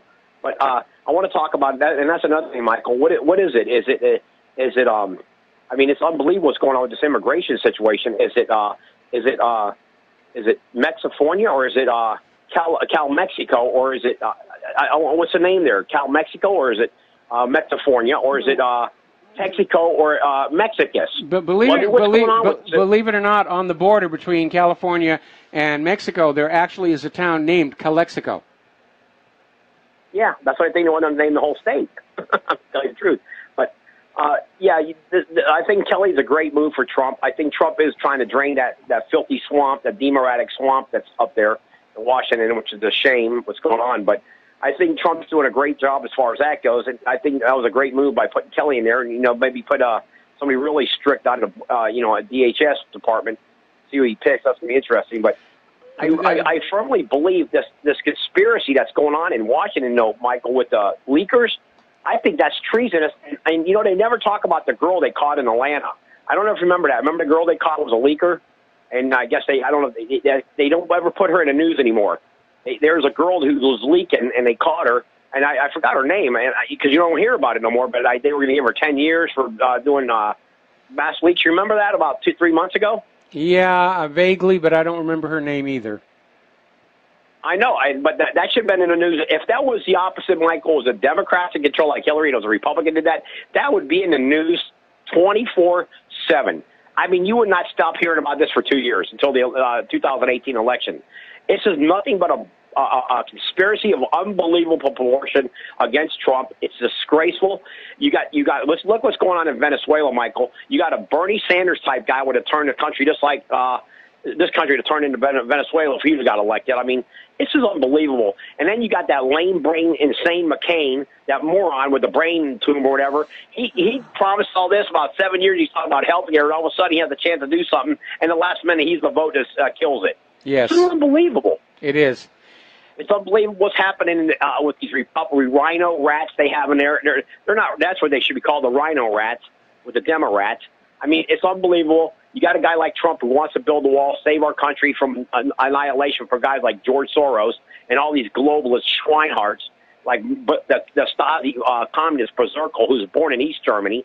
I mean, if this is not even being put in the media where Merkel's from, she's a total nutcase flooding Europe with all these Muslims. It's unbelievable. And, Michael, the biggest thing, then I'll let you go. I know you got other callers. The main thing I want you to talk about maybe when you have time on your show, I was watching the news for 3 days in a row, and they kept talking about how the Western man's sperm cell is gone. In other words, there's going to be no breeding of the white race, and that's what they're basically saying. For the next 50 years, there'll be no white babies being born because of the white sperm count. Have you been hearing about that? I've been hearing about that, and there was another article that came out today where Muslim men are going around saying that white girls need us to fertilize them because the white males will be gone here. The only way that's right, Michael. The only way that might actually be coming about, we've talked about the epicite gene before, which is this GMO corn that if you eat it, it sterilizes you. And if that were made selective to some kind of a gene that's ethnically sensitive, and Israel's been working on ethnically sensitive bioweapons for decades now, where it only does what it does. It's funny you bring that up, Michael. It's funny you bring that up. In Israel, I saw a thing on in Israel. They have these settlers, these men settlers. They're going out and having 7, 8 kids like the Mormons did back in 1800s, and they're telling all these Jewish men to take their women and get them pregnant 7, 8, 10 babies. But they're in the Western man, the European males in this country and in Europe, they're being sterilized. This is unbelievable. If this ain't a conspiracy of biblical proportion, I don't know what is. All right. Well, listen, we're gonna let you go here because we need to get back to Claire's talking points here. Michael. All right. Thanks an awful lot. We're gonna let you go. Thank you for the phone call. It does feel like we're just edging toward a world at war. I mean, Israel seems to be trying to kick up a religious war in the Middle East. Yeah. The U.S. is clearly provoking Russia. And speaking of John McCain, John McCain has actually responded to the threat of counter-sanctions by the EU against us for the new Russian sanctions. And McCain's out there saying, we didn't do anything wrong. It's amazing. Anyway, your next story. Well, it's interesting. You should be talking about Russia and the sanctions against it because apparently PBS has joined the anti-Russia propaganda stampede with a 5-part documentary series that recycles the false and deceptive claims that have become official Washington's dangerous new groupthink. Now, this comes... By the way, we found out Russia drowned your Android phone. Oh, no. It was Russia's fault. This comes to us from Rick Sterling out of Blacklisted News. And the U.S. government-supported public broadcasting system ran a 5-part series dubbed Inside Putin's Russia. With a different theme each night, it suggests that it's giving a realistic look at Russia today. But the image that is conveyed is of a Russia that is undemocratic, with widespread state repression, violence, and propaganda. Gosh, that sounds remarkably like another country I know. Yes, it does here. Now, I want to insert a comment here because when I was a kid, growing up in New England farming country, and I went to school, and we were given the social studies book.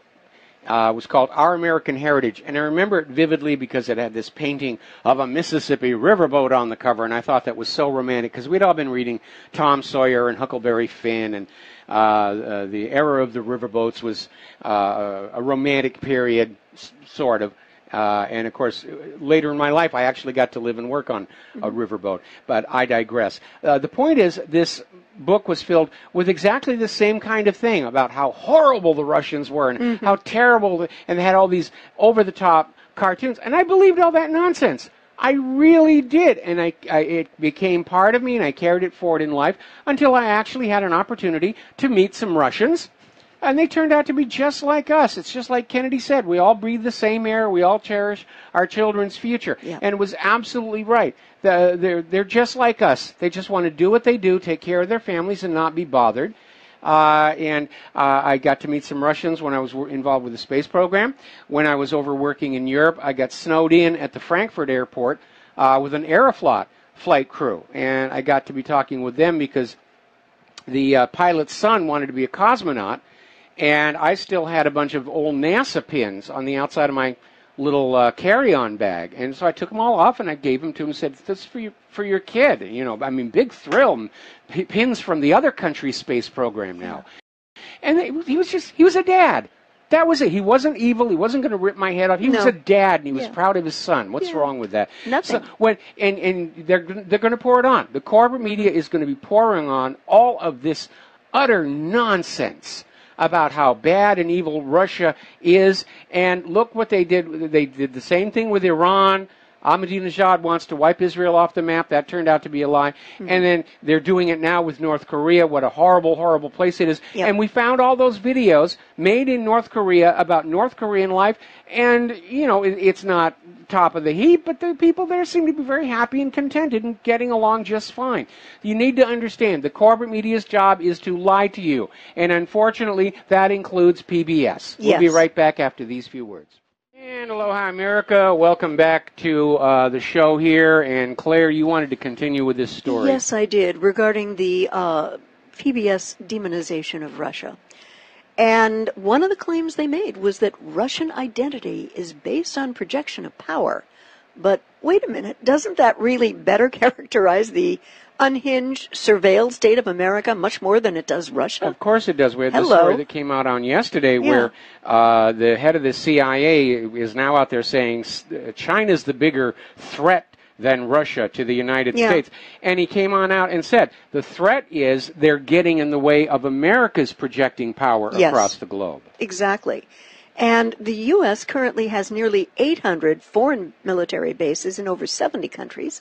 In contrast, Russia has military bases in only 2 countries beyond the former Soviet Union, Syria, and I'd like to get to that a little bit later, and Vietnam. And, of course, China has just opened their first foreign military base as well. They've got a grand total of 1. Yes.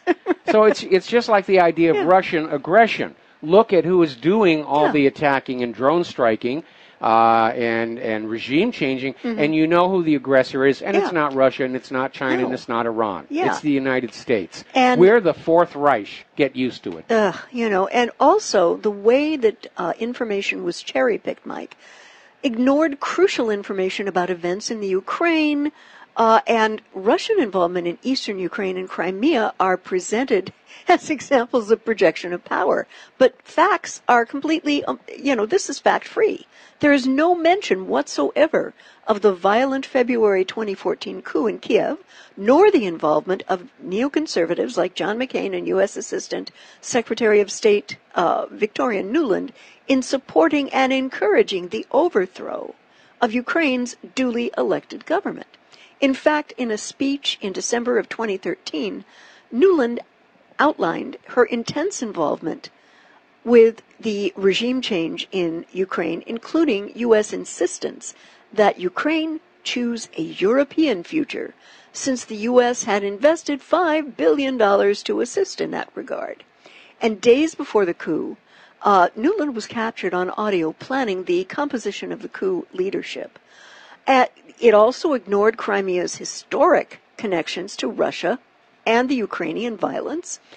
And the documentary says in 2014 in Crimea, Russia helped install separatist leaders who rushed through a referendum that led to Crimea's annexation. No, no, no. The Crimean people, knowing that there was no decent government left in Kiev, did a referendum where the people of Crimea were asked, do you want to stay with Ukraine or do you want to go with Russia? And 97% of the population voted, yeah, we want to go with Russia. They are Cyrillic-speaking people. It was a logical thing, and then they petitioned the Russian Federation to join. There was no annexation. Well, again, the way the U.S. gets to that is they refuse to recognize the Crimean people's right to have a referendum, even though it's protected by the United Nations Universal Declaration of Human Rights. So by default, it's an annexation. And that's kind of like a guest at a wedding refusing to recognize the bride's right to choose that particular groom. Right. Therefore, by default, the groom has kidnapped and raped the bride. Yeah. That's the same exact logic by which the U.S. is out there saying Russia's annexed Crimea. And again, they're out there. It's the groupthink. These are all treated as articles of faith beyond the need for any actual proof. Yeah. Like Russia stole Crimea. Russia stole the election for Donald Trump. Vladimir Putin farts in elevators and all the rest of the other things they're saying. Yeah. Speaking of Putin, while the world has been in convulsions elsewhere, Putin yesterday signed a Syrian base deal cementing Russia's presence there for half a century. Yes. You know, and I have to sit back and look at this and say, Who won in Syria? Russia. Well, the U.S. is still going to declare victory. Yeah. Once ISIS and Al-Qaeda are gone, the U.S. is going to say, oh, we were never in there to get Assad out. Right. We were never in there to put in a puppet government. We were really there to get the terrorists, and the terrorists are dead. Therefore, we are victorious, even as they scurry home with their tail between their legs. Yeah, and the base apparently has been... We have to take a break. Oh, okay. There's Thank the you. music. All right. We'll be right back. Aloha, America. Welcome back to the show here. And Claire, take it away. Well, we have noticed problems with the Iraqi military. And those problems seem to have been gotten worse. And the one unit that seems to be doing the most of them, according to Human Rights Watch, is linking a specific Iraqi army division, the 16th Division of Multiple War Crimes. They read a lot like many others have. Naked Iraqis handcuffed and escorted into an alley by Iraqi troops from the 16th Division before gunshots ring out. Mounds of bodies found, killed in similar summary execution, all supposed ISIS suspects. This isn't just piling on about what have been really well documented for Iraq, but this is because the U.S. trained and armed the 16th Division, and this has some very specific legal and moral implications, I think, for the U.S. Well, the U.S. government is above the law, and they certainly don't have any morality. Yeah, it would seem that any kind of Iraqi taking a suspect in would go by the rules, but apparently that's not happening in Iraq whatsoever. Okay, we're going to take a phone call here. Very well timed, in fact. Kevin in Indiana, aloha. Welcome to the show. What's on your mind? Kevin? Mike, you hear me? Yeah, Yes. I can hear you now. Yeah, I think maybe your audience has a mental problem because whenever you discuss, Jewish issues going on in the USA and then you say that America is the Third Reich, your listeners have to be just total mental cases to accept that. Comparing America to the Third Reich after knowing everything is controlled by Jews. I know you don't like to say Jews. You want to say something like Zionists or something like this or that. Or Israel. Well, Kevin, let me explain why I'm using that parallel. I didn't say Israel. You have to read the Bible and know what Israel is. So let's just leave that one alone. Well, no, I know you haven't done that because you don't believe there is an Israel. Okay, thank you very much, Kevin. Okay. Now, let me clarify my comment when I say we're the Fourth Reich. We've been starting wars, or rather the U.S. government has been starting wars on the basis of lies and frauds. Think the Gleiwitz incident. We have a government that is constantly propagandizing the American people, much as the way Goebbels did to the German people. We have the FBI, CIA, NSA spying on Americans constantly to keep us in our place, just like the Gestapo did to the people of Germany. Both the Nazi Germany and the U.S. government have been using torture. So, except for the fact that the Nazis had snazzier-looking uniforms, I'd say there's a lot of parallels there. And by the way, Hitler did hire a fashion designer for those uniforms. Really? Yes. Those were designed by one of Germany's leading fashion designers of the day. Mm-hmm. All right, so let's... The next thing I want to talk about is Iran and the kind of mixed signals that we're getting from the White House. Apparently yesterday, National Security Council member and top Trump advisor on Iran, Derek Harvey, has been fired, effective immediately. Apparently this guy was very hawkish on Iran, and his firing comes amid major cabinet disagreements on Iran policy. And you need to back up there because, back up a little. Oh, okay. I think this is an important part right here. Okay. Harvey was said to be among the proponents for unilaterally withdrawing the U.S. from the P5+1 nuclear deal, a position which ultimately lost out in recent weeks, as Secretary of State and Defense Tillerson and Mattis managed to convince Trump to take a more measured approach. Yeah, that was really close. At one point, they were saying Trump was going to pull out of the deal, just pull the plug, and then he finally went along and recertified, then turns around and dumps all those sanctions all over. If I read this correctly, okay, Trump is beginning to realize that all the people pushing for war around him are his immediate enemies. And again, we know for a fact the head of the CIA lied to Donald Trump when he said there was no question Assad gassed his own people at Idlib. So maybe Trump is finally waking up to the reality here. We're going to take another phone call. Mary in Connecticut, aloha. Welcome to the show. What's on your mind? Hi, Mike. We were discussing Russia before. Yes. I just wanted to say, my mother was Russian. Mm-hmm. And, well, her parents came over, like, in the late 1800s, but she didn't speak any English when she first went to school. But anyhow, they spoke Ukrainian, and basically my aunt told me before she died that they were really Ruthenian or Ruskies. And there's a difference. The Russians called themselves that later, but that was... there was an old, over 1800s, there was a empire of Rus. And they did all these dances. I guess you're familiar with that. They were Vikings. And it was started with a Viking. Right. And they did the dances, and they made those onion-type buildings and stuff. In fact, the Russians, but they were later in the Ukraine, so a lot of them call themselves Ukrainian, but they're mixed up with with a lot of them are the Ruskies, or Ruthenians. But also I wanted to say that the Russians were the only country that helped us out during the Revolution. Yeah. You knew that. And the Civil War. You knew that, right? And the Civil War. Right. And they actually, let us sail to their ports, traded, sent us supplies. So they really have always been a pretty fair and good country, I think, except when they got invaded by the Zionists who took over and made communism. But anyhow, that's all I wanted to say. All right, well... Thank you for the information, Yeah. and have a good weekend. We're going to let you go. Claire, take it away. Well, this thing about this firing, mixed messages are really coming down because President Trump apparently is still looking for ways for the U.S. to unilaterally withdraw from the P5+1 deal, even with Harvey gone. And while they were forced to admit that Iran is complying with the deal, but they made it very clear that they are very unhappy about doing so and making a series of non-specific threats about punishing Iran. What for?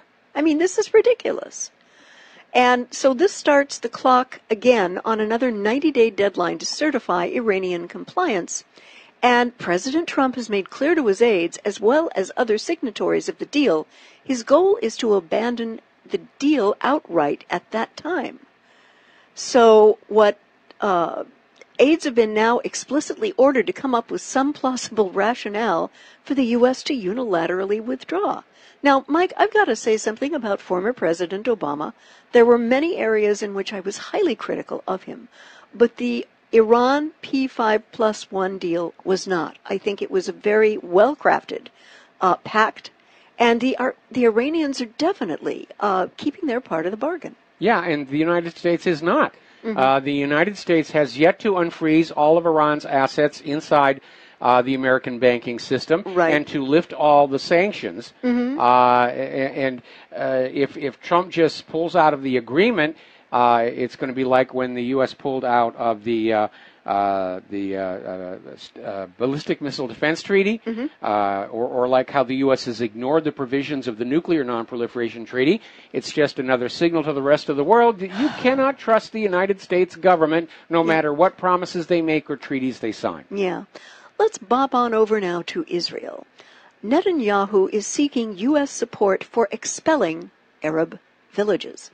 Now, this idea of a land swap has often been discussed in Israel as a way not only to keep the settlements built in occupied territory, but as a way to get rid of some of their pesky ethnic and religious minorities. Now, Israeli Prime Minister Netanyahu is floating a specific proposal to do just that.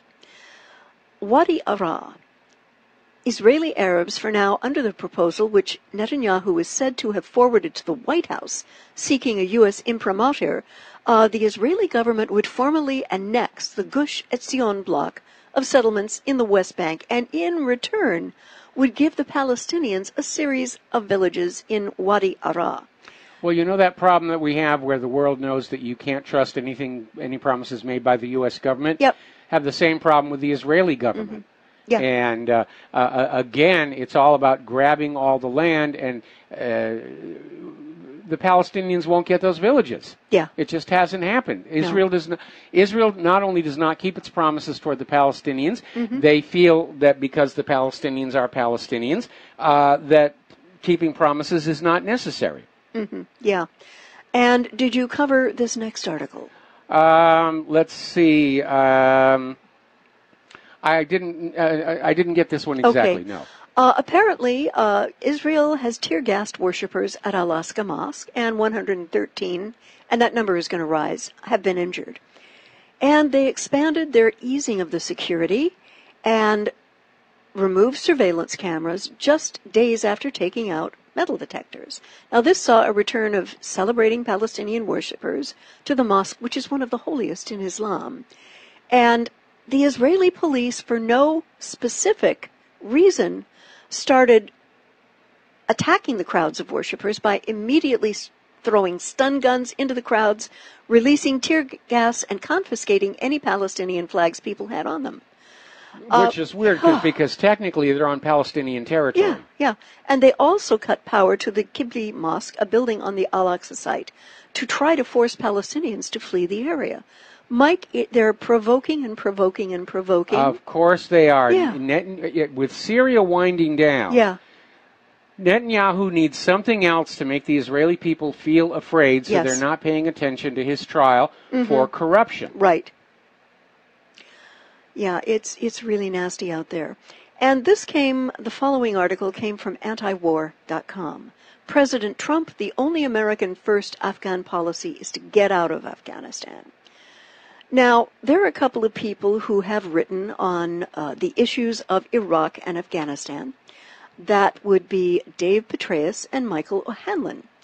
And O'Hanlon has apparently co-authored a piece in the Wall Street Journal with former CIA director and four-star General David Petraeus that takes aim at most of the opposing views of continuing the war and argues that the U.S. must consider Afghanistan the center of a generation-long fight against extremism with no definition of victory. What in the world are these people thinking?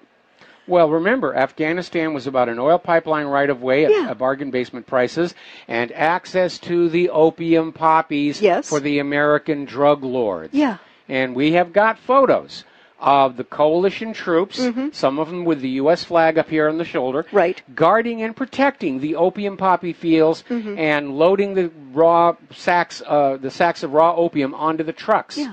And when we were in Vietnam, same thing. Air America was bringing down opium from Kunsas plantations in Burma, was processed into heroin in labs in Vietnam and smuggled back into the United States inside the body bags of our Vietnamese dead. Yeah. And the CIA has been up to its neck in drug running for pretty much almost all of its career. Yep. And if you think very carefully about the very close ties between the CIA and the Skull and Bones fraternity, and then realize the Skull and Bones fraternity itself was initially funded with opium money, granted it was legal at that time. Yeah. And you will see that, again, these are the roots of the narcocracy. Yeah. The most intelligent thing that U.S. and NATO leadership could possibly do, in my perspective, Mike, is to have their troops exit as quickly as safely possible, then negotiate with whatever government is left standing in Kabul for the pipeline and the mineral rights. And as you mentioned, it was President Bush who made the decision to go to war against Afghanistan when he didn't get the price he wanted from the Taliban for the pipelines. Now let's bop over to North Korea. General Joseph Dunford, chairman of the Joint Chiefs of Staff, warned the same committee that North Korea's behavior posed an increasing threat to the U.S. and our allies. And they're starting to develop long-range missiles specifically intended to threaten the security of the homeland and our allies in the Pacific. Now, they fired another test missile today, but the reason to have those missiles, and it's the reason that our government justifies ICBMs, is to deter an invasion. They're defensive. Hello. Ultimately, yes, they're defensive. Nobody just hauls off and drops nuclear weapons on other countries, the only exception being the United States. Yeah. The entire reason to have those weapons is to discourage other countries from coming on in and trying to plunder your nation. Yeah. It is a weapon of deterrence, and you don't throw away that deterrent for no valid reason. Even if Saddam had nuclear weapons, he never would have used them unless really provoked. Same thing applies to Iran, and the same thing applies to North Korea. Yeah. What the United States wants is a world that is disarmed of serious deterrent weapons in order to pick off country after country after country after country after country. Right. And in a very disturbing development, the American people appear to have been listening to what this gentleman is saying and all the other people talking about North Korea.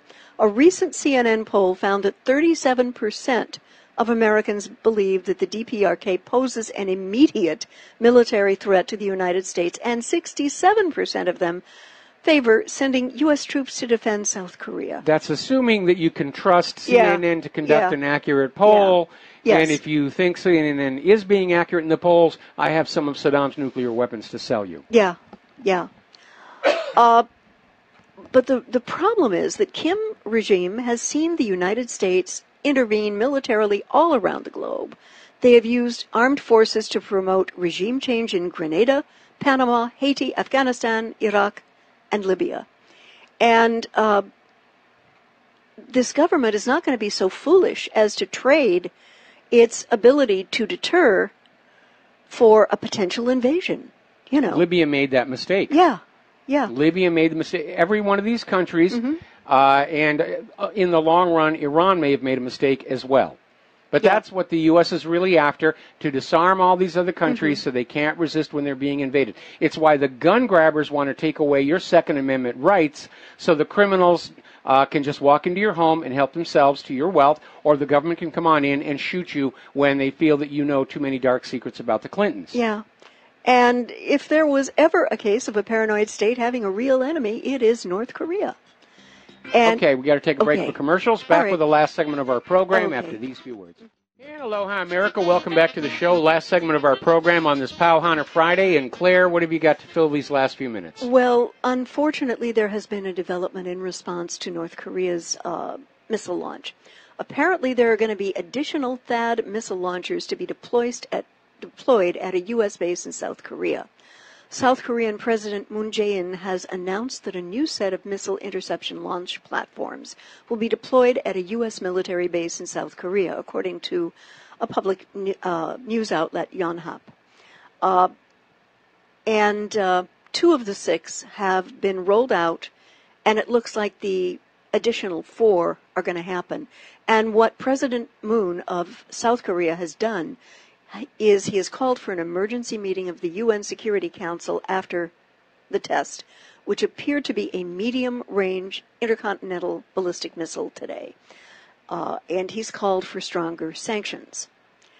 So I don't know, Mike, but I'm concerned because China is also making noises to stop the deployment of the THAAD system because it feels that its own defensive capabilities are being impinged by this. Or its own deterrent capabilities are being threatened. Yeah. Russia's saying exactly the same thing.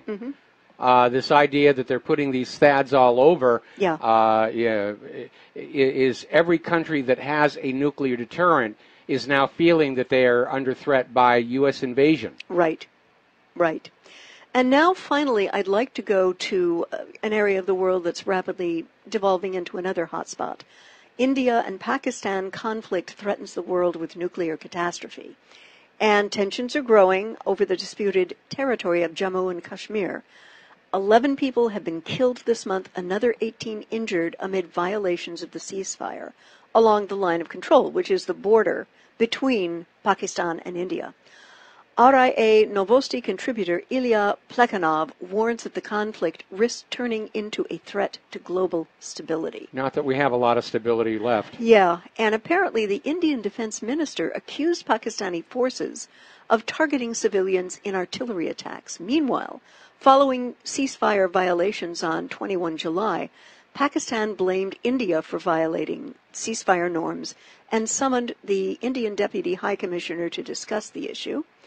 And apparently the Indian ex-minister of Information and Broadcasting, Venkaiah Naidu, recently nominated as the National Democratic Alliance Party's candidate for vice president, said on Sunday that Pakistan should remember its loss in the 1971 India-Pakistan War, after which Bangladesh broke with Islamabad and maintained its independence. Now, this is even getting hotter because former Indian Defense Minister and opposition Samajwadi Party Chairman Mulayam Singh Yadav claimed that China was preparing to attack India and was looking to use the Pakistani nuclear arsenal against Delhi. Hello. That doesn't make a lot of sense. No, China's it doesn't. got its own nuclear weapons. Yeah. And again, just too many people out there looking at their own situations and acting like a new war is their best option. Okay, there's the music. Time for us to get on out of here. Powhounder Friday. Have a good weekend. We'll be back on Monday on the Republic Broadcasting Network. Stay tuned for John Stadmiller's program. And remember, everything that you learn here and at the website, you share it with everybody that you know. And have a good America.